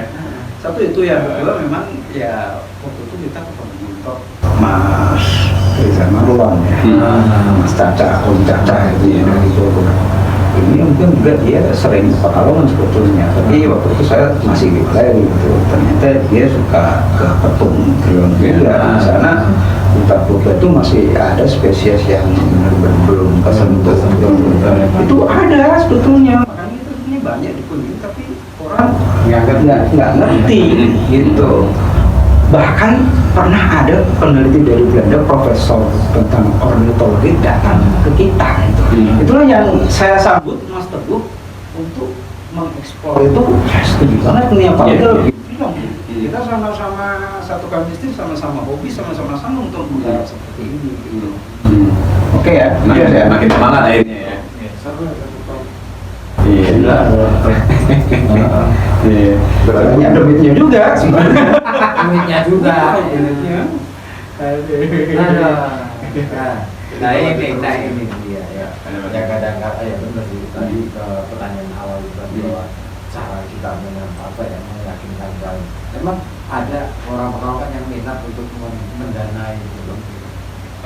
Pekalongan sih belum ya. Jadi lebih dari luar Pekalongan gitu kan. Yang tapi saya bilang ke teman-teman, kita jangan tergantung karena klien, kita harus bisa mandiri gitu kan. Tapi paling enggak saya siapin proposal itu satu adalah supaya kalau ada misalnya orang yang minat di Pekalongan untuk berbisnis film, karena bisnis film ini satu yang saya janjikan adalah saya akan membuat film komersial. It's mean paling enggak PEP gitu kan. Paling enggak PEP balik modal itu minimum, dan saya bukan seperti Hanung yang per MM saya di bawah 100 M atau 500 juta pun saya akan jalan gitu kan, atau 300 juta pun saya akan jalan gitu. Tapi dengan konsekuensi tidak hak cipta sepenuhnya, jadi sharing profit. Karena dengan segitu yang susah kan adalah misalnya kayak produser asing ya, misalnya kayak asing itu artinya orang Indonesia tapi orang India atau orang Chinese gitu kan. Itu kan rata-rata kalau mau berinvestasi itu udah pokoknya segitu jadi punya gue, mau jual kemana gitu kan. Kayak produser India yang ada di Makassar pun begitu. Jadi dia dengan modal 300 juta, dia tahu kalau dilempar bioskop nggak laku, dia punya link modal ke Singapura, ke Korea, ke apa saja. Jadi tetap balik modal gitu. Bahkan mungkin tetap untung kalau ke 5 negara aja dia udah untung, misalnya 300 terus dijual 3 negara 200 jadi 600 gitu kan. Artinya dia tetap untung karena dia punya pangsa pasar gitu kan. Nah, makanya yang sulit di kita untuk menawarkan adalah kita maunya share profit. Jadi misalnya keuntungan ya 50-50 gitu loh. Makanya produser dari Bandung, dari Jakarta yang kita temuin rata-rata mintanya lebih gede lah. Jadi artinya kita cuma jualin 10% termasuk. Jadi ini masih bergening terus. Nanti saya bilang kita nunggu bergening kapan kita bergeraknya mulainya apa. Terus yang penting kita bikin dulu deh, bikin dulu secara mandiri. Kalau ini jadi duit, kita udah punya modal nanti ya, saya bilang gitu. Terus jadi lah, karena kata Pak Atin, kan saya sekarang Nabi Musa, jadi gue ikut aja sama Nabi Khidir. Saya udah gak mau banyak tanya lagi nih, udah percaya aja gitu ya. Iya. Nggak terlalu banyak tanya tuh nanti disuruh mikir juga. Akhirnya kan, mendingan iya aja deh. Iya deh. Iya benar. Tapi ini juga nih Om Teguh, selain tadi pesan yang ingin disampaikan ke para penonton. Tapi kenapa akhirnya Mas Teguh milih lokasi itu di Pekalongan? Selain mengangkat ini ya, mengekspor daerah-daerah Pekalongan. Ya, saya memang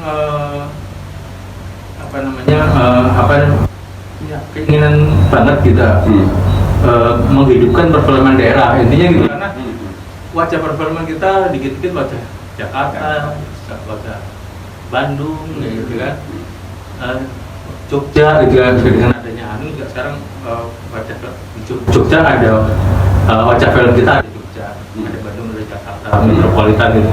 Tapi wajah Pekalongan tuh nggak pernah ada gitu kan. Margen sama Adiko dia udah nggak ada. Nah, makanya saya ingin mengekspos ini, bahkan aktor-aktor dari Bandung ke Jakarta mah, lu kesini deh gitu. Kenapa nggak syuting? Enggak, soalnya ini lokasinya itu hanya ada di Pekalongan, saya bilang gitu. Jadi saya ingin menghidupkan dulu dari daerah. Nah, otomatis yang bisa saya angkat Pekalongan gitu kan, karena saya orang Pekalongan, saya tinggal di Pekalongan. Saya menguasai lokasi-lokasi Pekalongan, otomatis itu yang menjadi ini. Tapi kalau ini memang bisa jadi, saya nanti akan expand gitu, ke Batang, ke Pemalang, kayak gitu kan. Kita akan explore dan expand ke lokasi-lokasi, dan tetap saya ingin konsistennya adalah di daerah. Gitu. Kemudian Aceh, saya bilang juga Aceh harus ada loh nih, wajah film Acehnya harus muncul, jangan cuma ya di Aceh tuh banyak pembuat film yang bagus-bagus yang masuk festival segala macam. Udahlah masuk OTT atau film lebar, saya bilang gitu. Ayo gitu. Supaya wajah film kita tuh ada wajah Aceh kayak gitu kan. Nah, sementara yang dari Makassar jarang-jarang ada yang di ditayangkan karena ya itu karena saya ngeliat dia ngasilin Sweet Seventeen gitu apa segala macam atau Cintaku di Losari apa gitu. Jadi mencoba mengangkat kearifan lokal yang itu nggak bisa komersial. Biskop itu udah pasti lu jualan gue tayangin, lu nggak jualan ya sorry itu saya gitu kan. Jadi artinya sekalipun saya dari Pekalongan karena saya memahamin dulu basicnya adalah harus jualan gitu. Jadi bagaimana saya menjual film tapi dengan lokasi Pekalongan yang ini tidak ada di film Indonesia gitu. Sehingga akan menjadi hal baru. Kemudian saya juga bagaimana film ini nanti akan menjadi daya tarik karena framingnya sama lampu-lampu sebenarnya sih lampu kita terbatas. Tapi saya bilang saya akan memaksimalkan lampu sama lensa sama apa yang kamu punya. Anda saya terapkan di skenario, tapi itu nanti akan dilihat orang nggak ada yang kayaknya kayak gini nih kayak gitu. Padahal itu karena kita kurang. Baru pada ngerti dong akhirnya sekarang ya. Ya itu tantangan sih. Jadi kekurangan bisa jadi kelebihan. Justru malah ini. Iya benar. Kelebihan kadang-kadang juga bisa jadi kekurangan juga. Oh iya. Nah, tapi yang akan jadi yang perutnya mulus itu Pak Taufik kalau kayak gitu. Gimana bikinnya? Susah dia. Dia mulus tuh kalau saya bilang kayak gitu. Dikit-dikit ya. Kira-kira kendala terbesar apa? Kendala terbesar ada perut mulus lu, jangan sampai mulus terus saya bilang. Harus bisa dikendaliin nih. Iya. Tapi di antara Om Teguh, apa namanya? Om Taufik, Om Marvin, yang paling ramah siapa Mas Gu? Yang apa? Yang paling ramah. Sama dua-duanya ya juga. Tapi kalau ini agak ada eufemismenya. Nah, kayak yang anonim perbola nih. Tapi saya memang saya itu gini kan, saya justru bekerja selain punya chemistry atau punya melihat kompetensi gitu. Saya juga mencari musuh gitu. Karena gini, saya tidak mau terlalu overconfident gitu kan. Karena dengan adanya kritisi di sini saya lempar kritisi. Gue kalau bisa jangan dijuruk deh gue. Kenapa nggak dijuruk gitu? Ya, lu yakin lampunya begini? Kenapa nggak yakin gitu? Tarantino lu lihat tuh syuting yang dimasuk koridor hotel, lampunya cuma ceplok di depan di atas kamera, menang festival 17 gitu. Kenapa lu nggak yakin gitu? Ya itu kan ada John Travolta, ya kita kan ada apa doang. Jadi memang saya memfilter diri saya sendiri, saya mencari musuh. Saya melemparkan apa-apa yang membuat dia takut, sehingga biar dia mengkritisi. Sehingga nanti saya filter, kenapa ya dia takut, kenapa ya dia minder, kenapa ya dia ini gitu. Itu untuk memfilter saya sendiri kritisi itu. Jadi saya tidak mau, iya pak, saya malah dulu. Harus ada ini juga ya. Kritik-kritik gitu ya. Betul. Karena kritik itu jadi ini menyempurnakan ini kualitas karya. Iya. Bukan kritik membangun, bukan.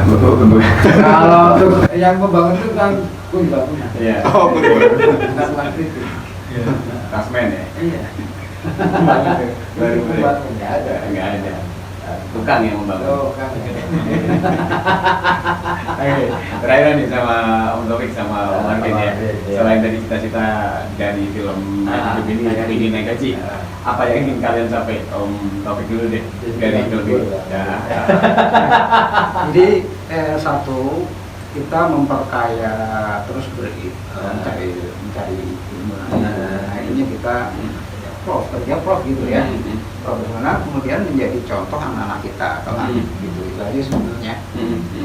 Lainnya nyusul. Ya, profit itu nyusul. Iya, belakangan lah Pasti ada gitu. Pasti ada. Karena itu rezeki kita. Iya betul. Tapi profit harus loh. Ada. Kan mau naik haji. Iya, haji. Karena ini kan bisnis film. Betul, itulah. Makanya saya lihat keuntungan juga timbul. Juga ini kita terjun. Iya. Oke ya. So, Om Marvin apa Om Marvin yang ingin dicapai Om Marvin dari film ini? Kalau saya lebih lihat dari apa kesenangan. Jadi membuat film itu sebenarnya hiburan juga buat saya kan. Makanya kadang-kadang saya buat film sama Mas Teguh, kadang-kadang saya bawa istri juga gitu. Diajak juga. Sekalian buat entertain juga buat saya. Oh iya, hiburan ini. Itu yang kedua tapi ya. Yang Yang profit. Iya benar. Kita nggak akan ribut kalau nggak mau. Iya, tapi Pak ya. Iya benar. Oke. Sama dengan kita yang kerja dari sini. Cari apa kamu kerja? Aku cari profit. Aku cari kesibukan ya. Daripada diomelin istri di rumah. Gitu ya. Tapi kalau istrimu nggak kamu Kasih profit? kasih profit? Iya, tetap ngomel ya. Iya. Oke. Udah, mudah-mudahan juga ini penggarapan film bisa jalan lancar ya. Oke. Harapan-harapannya juga bisa kewujud lah. Naik gaji bareng lah. Ya. Naik gaji bareng. Ya, amin. Amin. Ya, kita juga ikut ya. Apanya? Naik gaji. Oh iya dong. Ikut miring lah. Iya. Dari mana ini? Ikut nonton fotonya nanti. Ya boleh. Dengan sosnya masing-masing. Iya, ya ikut numpang ya. Iya. Ikut nge-like di Facebook. Makasih Om Teguh, Om Taufik, Om Arvin. Terus selalu untuk teman-teman juga ya. Dan ya rambung berarti ini acara ini. Iya. 2 jam ini. Nonton ya. Luar biasa. Sekali ya. Oke, terima kasih juga yang udah dengerin kita dari awal tadi. Ketemu lagi minggu depan. Minggu depan. Yes. Kita pamit. Selamat malam. Assalamualaikum.